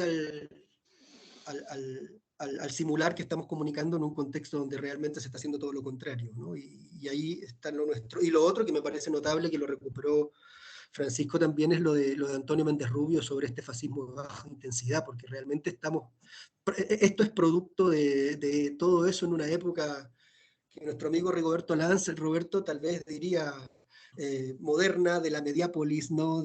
Postmoderna, perdón, de la mediápolis, y si nos apuramos un poco, y tratando de interpretarte casi postmoderna, ¿no? Ya llegando a un nivel de la cornisa donde ya la tenemos aquí enfrente, ¿no? Y lo otro, para no hablar tanto, que sí me gustaría que les pediría que reflexionaran como maestros, como amigos, como bueno, personajes que uno tiende a admirar y con los cuales ha trabajado y ha leído mucho, es volviendo un poco a Chile, pero en un contexto súper latinoamericano, una mínima reflexión, porque vamos a cumplir 50 años desde que Dorfman y Matelar publicó El Pato Donald, ¿no? Cómo leer al Pato Donald, que es un libro que yo sé que ustedes los conocen por distintas aristas y que lo han trabajado, y que creo que es importante señalarlo, por lo menos así lo estamos haciendo, y por eso me permito pedirles su opinión, en el contexto de nuestro programa de doctorado en comunicación, del cual ustedes son socios de alguna manera, entre la UFRO y la UACH, las dos universidades del sur de Chile, y que estamos pensando tratar de hacer algo para no perder estos 50 años y también para no perder un poco el gesto que en el campo de la comunicación se crea con este libro político crítico, en fin, contra el imperialismo.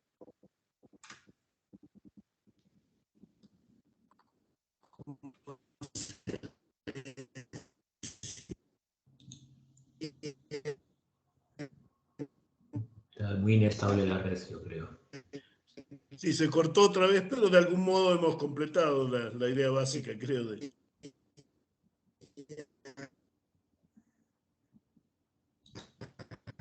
En aquellos... Bueno. Ya, acabo de volver, Rodrigo, no hablo más. Se cortó un poquito antes del final. Rodrigo, ¿estás oyéndome? Se cortó un poquito antes del final. ¿Podés dar un cierre? Sí, solo quería pedir, creo que se alcanzó, por lo menos antes de que se me hiciera la señal de que estaba afuera, solo quería pedirles una reflexión general sobre los 50 años de Dorfman y Matelar y la importancia que en ese contexto tiene ese libro, ¿no? Que en un momento se vio tan sobre la marcha.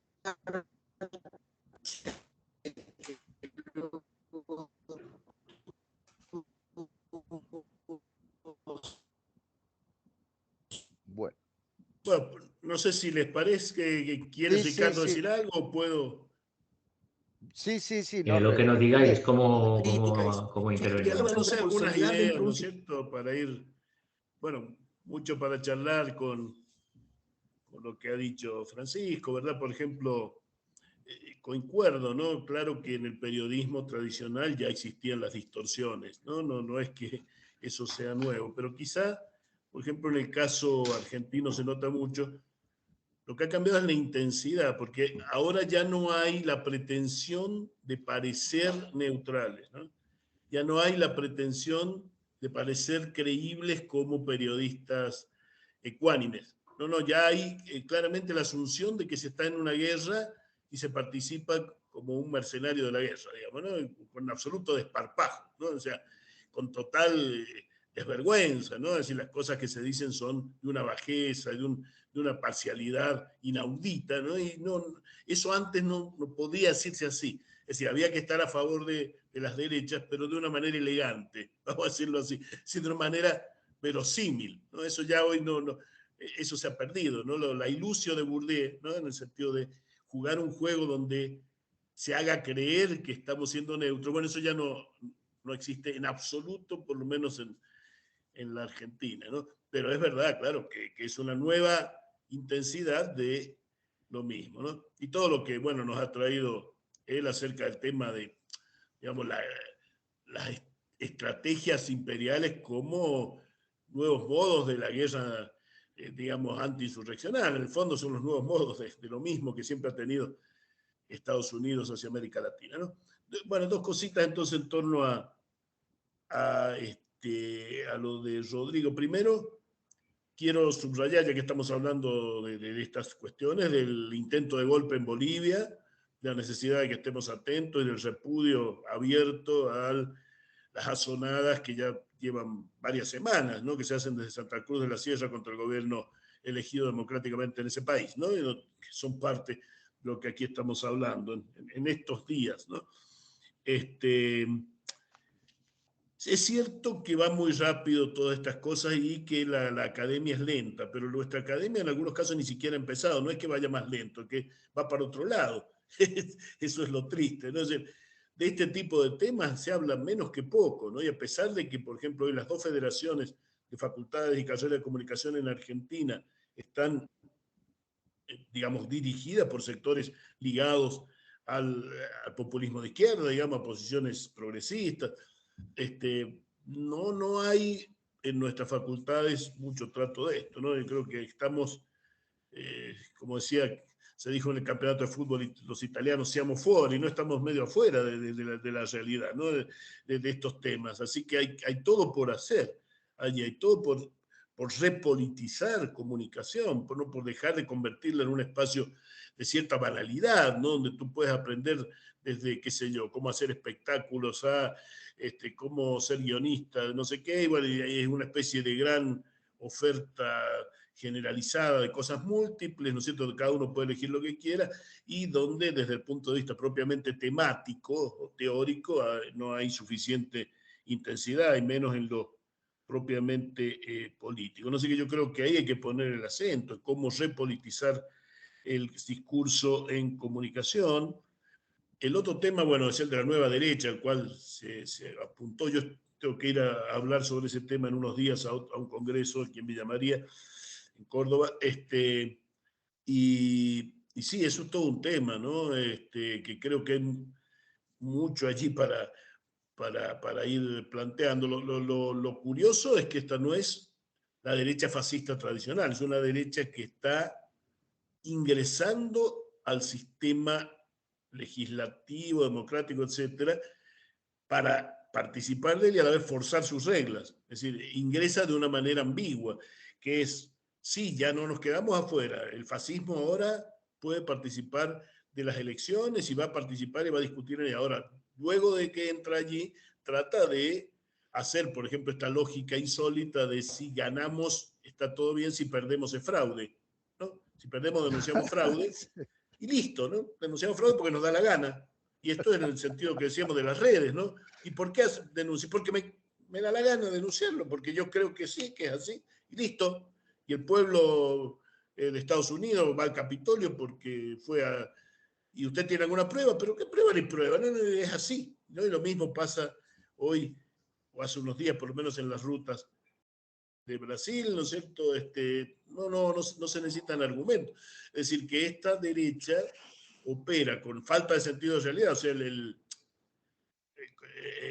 principio de realidad freudiano no está, es puro principio de placer, es decir, la cuestión es lo que a mí me gusta y me da y me parece, y eso es así, porque todos los que están conmigo dicen que es así y todos estamos convencidos que es así y se acabó, es así, ¿no?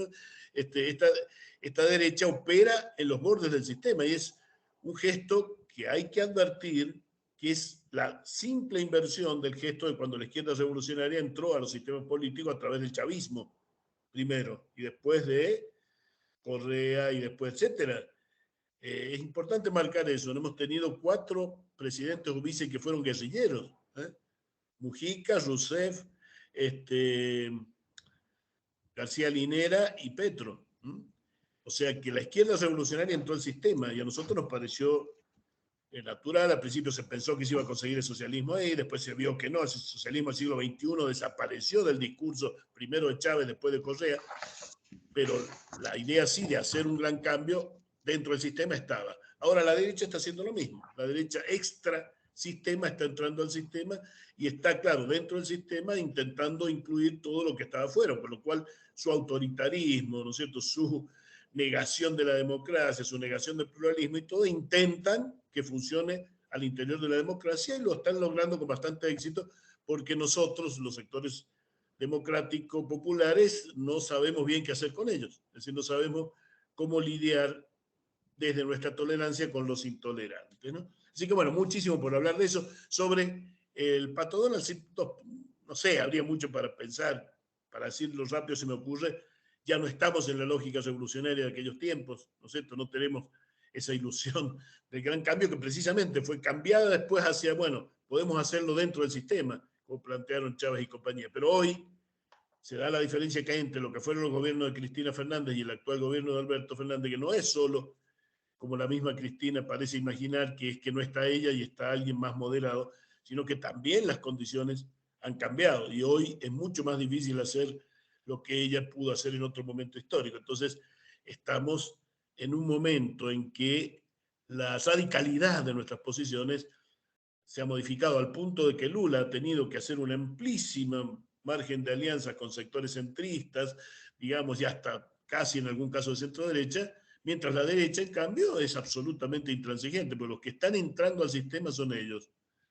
Los que estamos fuera, dentro del sistema somos nosotros. Entonces, los antisistemas son ellos.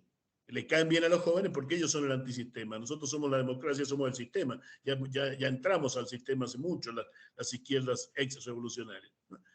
Así que bueno, mucho por pensar ahí. Lo cierto es que entonces el Pato Donald tiene que ser leído en esta nueva dimensión, donde las posibilidades de ruptura son menos radicales, a pesar, por ejemplo, fue el fantástico estallido chileno, que fue uno de los más largos que se conozca la historia, ¿no? Que fue una especie de, diríamos, de efervescencia interminable, y que sin embargo, bueno, tiene ahora múltiples problemas de gobierno y de gestión, y también los tuvo con la constituyente. Entonces, se trata de cómo ligar aquella intransigencia de la época revolucionaria a nuevas modalidades que son sumamente diferentes, porque contra lo que acabo de escuchar de un periodista bien intencionado, pero no muy informado argentino, diciendo, ay, qué mal Lula, que él afloja y se pone en una posición tan centrista mientras la derecha se radicaliza.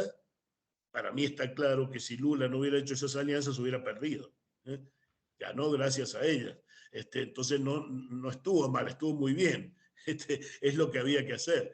Y si Cristina Fernández apeló a Alberto Fernández, hizo bien, porque si no, no ganaba. y hoy gobernaría el macrismo en la Argentina. Entonces, ser intransigentes hoy, en los términos de la época del Pato Donald, hay que hacerlo de otro modo, pero sí que sirva para poner el acento en las carreras de comunicación en la política, para volver a politizar las carreras de comunicación, como ya dije al comienzo. Para mí eso es absolutamente un programa sobre el que hay que trabajar. Eso nomás, ¿no? Muy bien. ¿Otras intervenciones? Milton.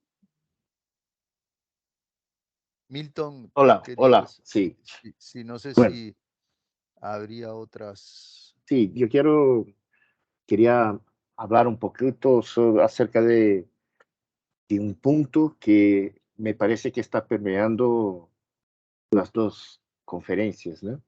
Que es la utilización de las tecnologías por donde las narrativas o casi narrativas o ningún relato, ¿no? Porque no se puede pensar el periodismo con 148 caracteres, ¿no?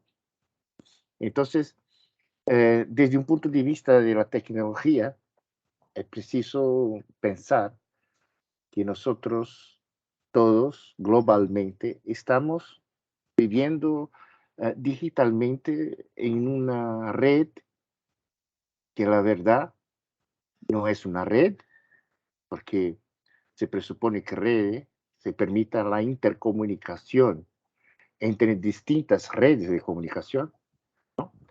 Estamos emparedados en la Internet, estamos en contra de la pared, con 5 o 6 actores, corporaciones mediáticas que controlan todo el acceso a la red, toda la comunicación que se circula allí, y que podemos pensar la tecnología entonces como, y voy a utilizar una palabra, un concepto que Daniel Cabrera dijo en la conferencia de apertura, que es viviendo bajo una mediatización algorítmica, en que la verdad los actores, los emisores, ya no son más humanos, casi todos, ¿no? Pasan por un algoritmo, entonces ese algoritmo ya son responsables por las burbujas de que están diciendo y controlan los contenidos dentro de esas burbujas.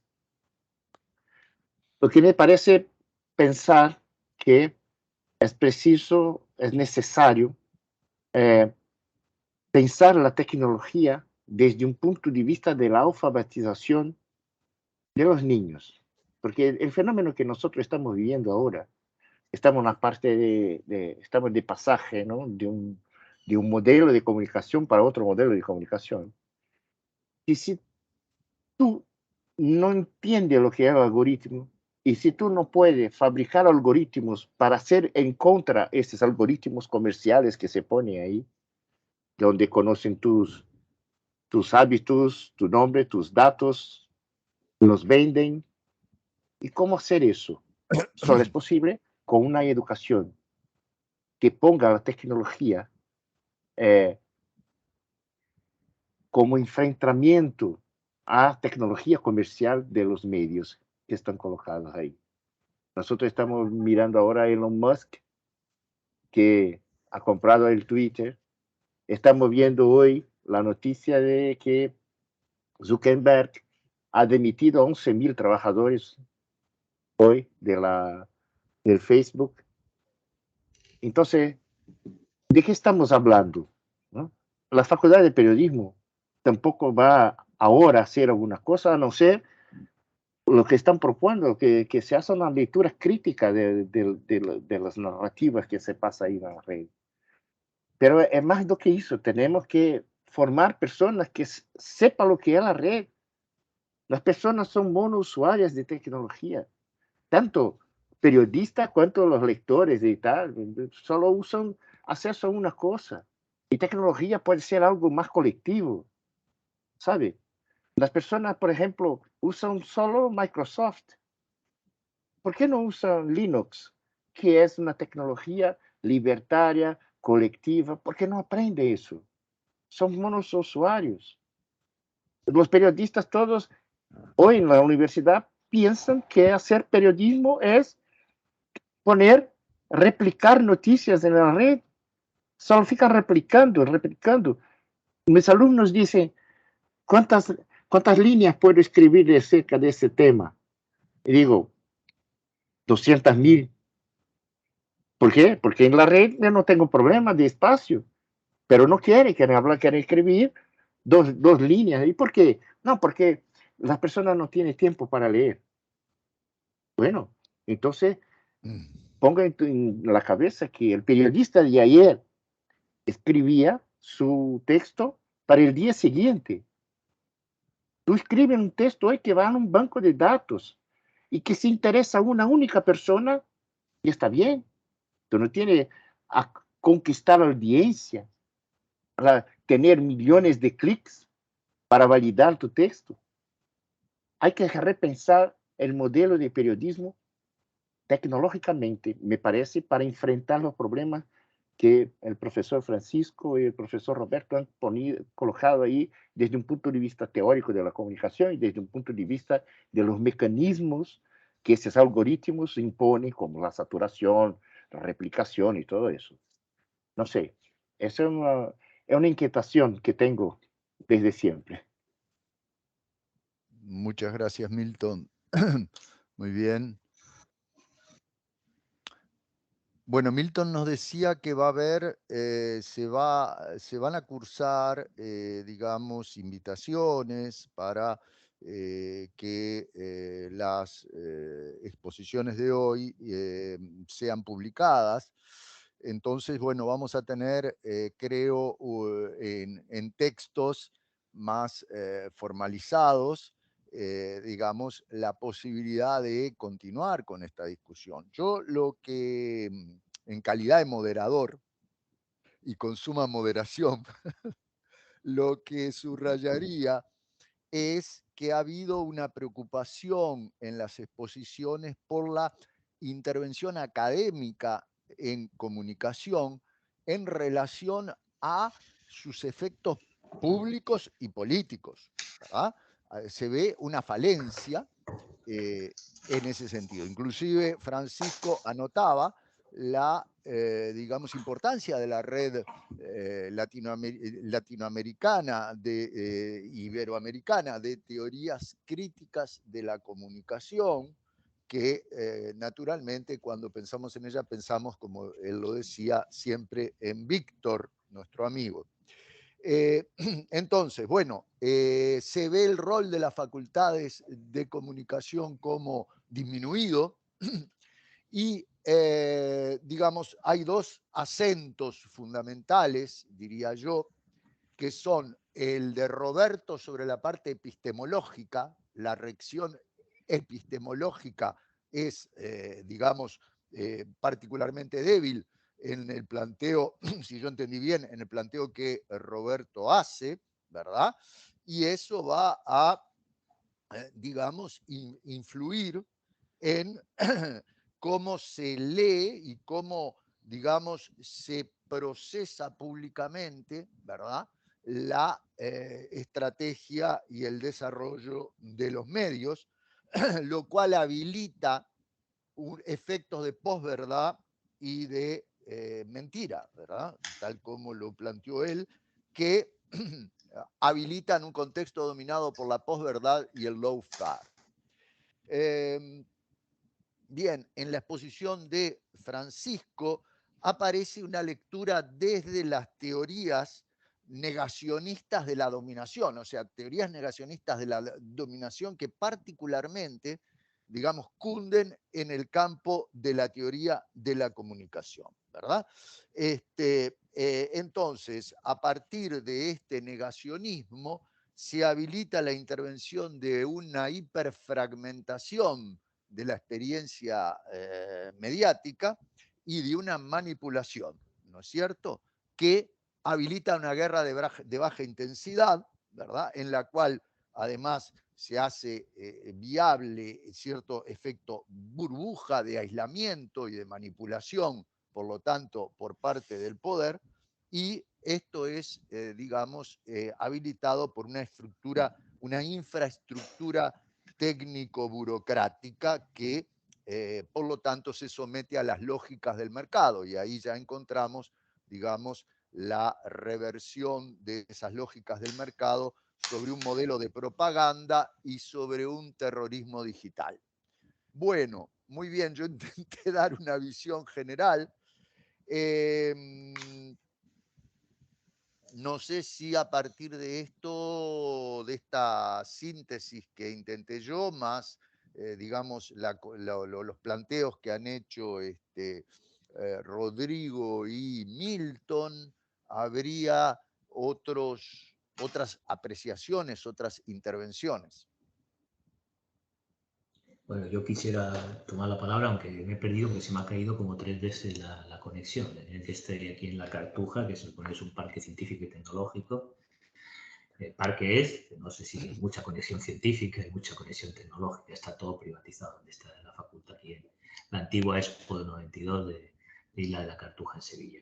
Bueno, ya hay 2 elementos, especialmente en la intervención, me he perdido parte de lo que ha dicho Milton y parte de lo que ha dicho Roberto por la desconexión, pero sí un elemento sobre la teoría, ¿no? Y quienes somos herederos de esa filosofía de la praxis, en el sentido de Sánchez Vázquez, pues creo que no se trata solo de dichos, sino de hechos, ¿no? Yo hago una preocupación, señalaba el aniversario de Paralela al Pato Donald.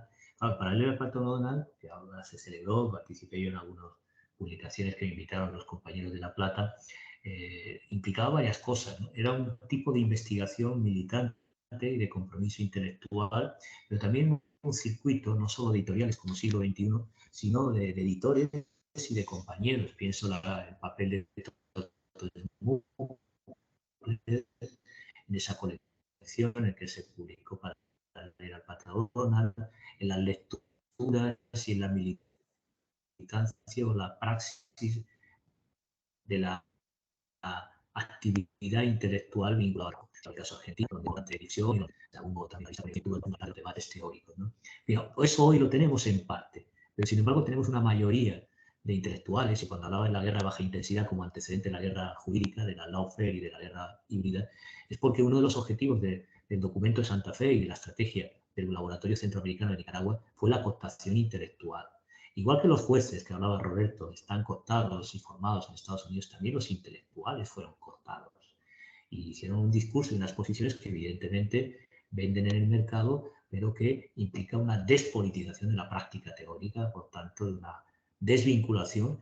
Y esto es una paradoja, pongamos en Estados Unidos, donde se cita tanto a Foucault, a Gramsci, a Marx, en fin, no sé caso Jameson, pero sí de los estudios culturales cuya articulación con las luchas y frentes culturales nada tienen que ver con lo que significaba el texto para leer al Pato Donald, que estaba articulado en un proceso de la unidad popular y los procesos de liberación. Eso hoy día la práctica teórica no está. Entonces, en eso estamos dando, primero, un objetivo que lo marcamos en ULEPIC, que es recuperar esos frentes culturales y esa aportación teórica crítica.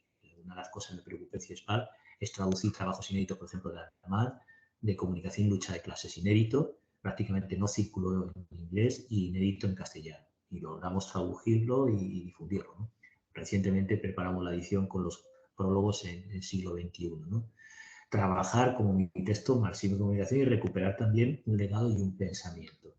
Y abrir esos debates y confrontar, ¿no? Confrontar a los colegas cuál es su práctica teórica y cómo se ligan los procesos de emancipación. Creo que eso es esencial.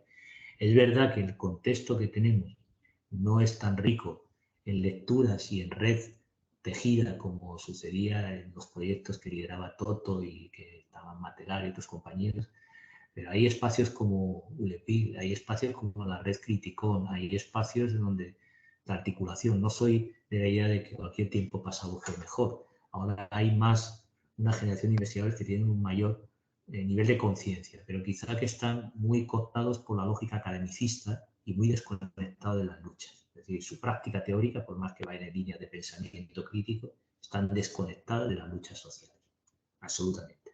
Y es un elemento que tenemos que recuperar. La otra es de establecer circuitos y espacios de diálogo y de agenda, que sean en forma revista como la Comunicación y Cultura, que sería una propuesta para pensar en Criticón o en otros espacios, o sea en forma de colecciones o de encuentros como este congreso. Esa es la única manera de no solo ver las fallas y falencias, sino proyectar agendas, ¿no?, de investigación y de debate que son sustanciales. Quizás numéricamente haya más investigadores en la academia. En aquel tiempo, podemos idealizarlo, pero Toto, Matelar, o estaban fuera o eran absolutamente marginales dentro de la academia. Hoy sucede lo contrario. Hay más autores con una perspectiva crítica en la academia, pero desconectados por completo de las luchas y del compromiso político. Al contrario, en países como Venezuela y en otros contextos, incluso contrarios a los gobiernos de progreso. Podemos entrar en el calificativo si populistas, sino post-neoliberales. No voy a entrar en esa clasificación, en el sentido que planteaba Roberto, pero desde luego gobiernos que, aunque sean reformistas y no anticapitalistas, o de una izquierda transformadora, hemos llegado a tal nivel de situación que una mínima regulación keynesiana de la economía puede ser considerada revolucionaria.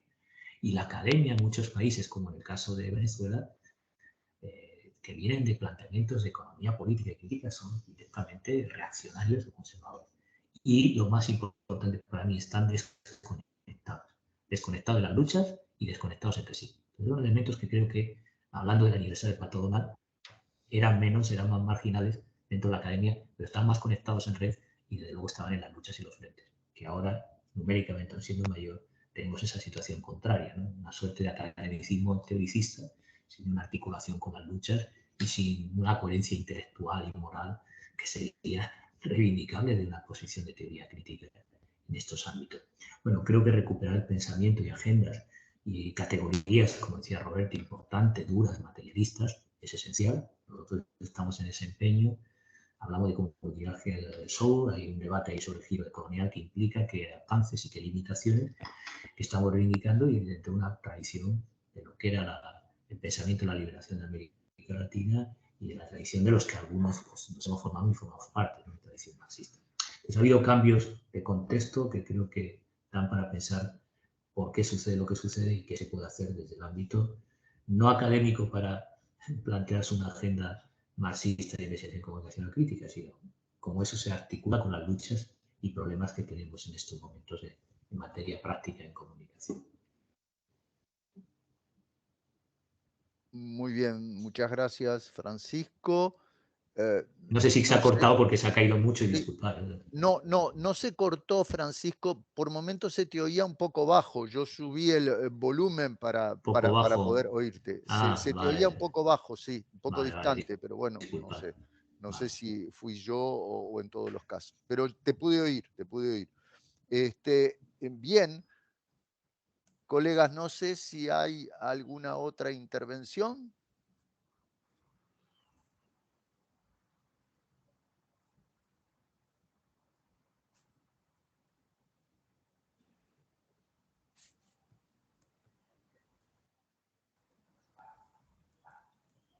Bueno, tuvimos una participación un poco escasa de 6 participantes. Yo esperaba verdaderamente muchos más.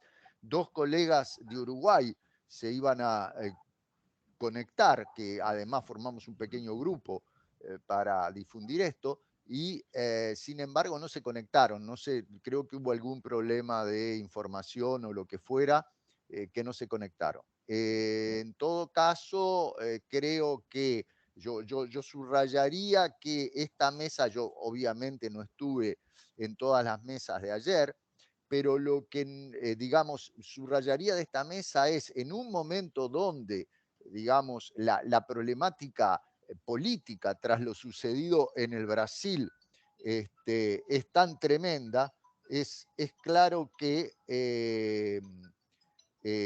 tengo una llamada acá en el celular. Es claro que, digamos, hay una suerte de pregnancia de la coyuntura que sucedió en una de las mesas que estuvimos con Milton ayer, que el tema político, digamos, sobreabundaba sobre la teoría comunicacional. Y creo que en esta mesa pasó algo opuesto y es bienvenido, porque no podemos leer la circunstancia en la que estamos sino a través de un lente que nos permita leerla, y en particular, obviamente, en el caso nuestro, desde comunicación.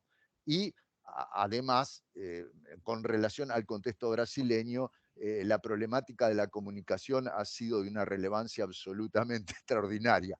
Por lo tanto, creo que hay que congratularse de las exposiciones que tuvimos, de la calidad y que hayan tenido el foco sobre la teoría en comunicación. Y también porque Interesante. la realidad no permite el error teórico. Claro. No, Interesante, Ricardo. Sí. Solo decir que de todas maneras, más allá del quórum, esto queda en línea, confírmame Milton, para quienes puedan acceder, y esto va a circular en los espacios globales donde podrá revisarse, verse por primera vez, y un poco no va a quedar solamente en una sola presentación, ¿no? Se va a poder Se va a tener replicarlo en todas las conferencias en YouTube, nos en permita. playlist de YouTube del Comunimedia. Sí, porque como son paralelas, hay algunas, yo vi una ayer, me quedé en una y claro, y quisiera revisar las otras en algún momento. Y lo mismo hoy, ¿no? Sí, luego nos avisan cómo queda, cuál es el link en YouTube para entrar. Sí, todos recibirán ahí los certificados de participación y en conjunto las instrucciones para acceder al canal de YouTube del Congreso. Perfecto. Sí. Quiero subrayar también que la organización hecha por Nengatu y particularmente por Milton ha sido excelentísima. Nos ha guiado en todo momento, tuvimos todos los materiales y creo que hay que felicitarlo por eso. Sí. Simplemente que hemos podido entrar ya es bastante. Ya es bastante. Mi agradecimiento y desde luego mi enhorabuena a los organizadores, porque es un trabajo descomunal y bueno, lo importante que este espacio global que como bien decía Ricardo, nuestro querido, y en fin, de algún modo siempre presente Víctor, pues había imaginado, ¿no? que seguir con ese impulso que él tenía tan generoso para poder compartir estos debates que tanto nos han interesado presencialmente o virtualmente como sea posible, ¿no? Gracias por los organizadores y todo el excelente trabajo. Bueno, en nombre de la organización, nosotros nos sentimos muy honrados con la presencia, con las conferencias, con la participación, con la contribución tan importante desde un punto de vista teórico para una cosa que estamos viviendo en la práctica. ¿Sabe? Porque si no tenemos eso, estaremos dentro de una realidad paralela, como están viviendo las personas en la calle aquí en Brasil, ¿sabe? Alucinados, completamente alucinados, como si estuviera en su burbuja, ¿sabe? Aislado de la realidad. Por tanto, la contribución académica es muy importante para eso y creo que voy a aprovechar mucho de las conferencias para mis clases de periodismo. En el próximo semestre que tengo una asignatura de teoría del periodismo. Si es que existe una teoría para periodismo, entonces voy a formular pensando en la conferencia de ustedes. Muchísimas gracias. Bueno, gracias a todos, singularmente, bueno, a vos y a Ricardo por la conducción y bueno, a todos los amigos que están, a Francisco, a Rodrigo. Vamos a seguir con Nengatu y con Criticom. Abrazo. Un abrazo. Salud, fuerza.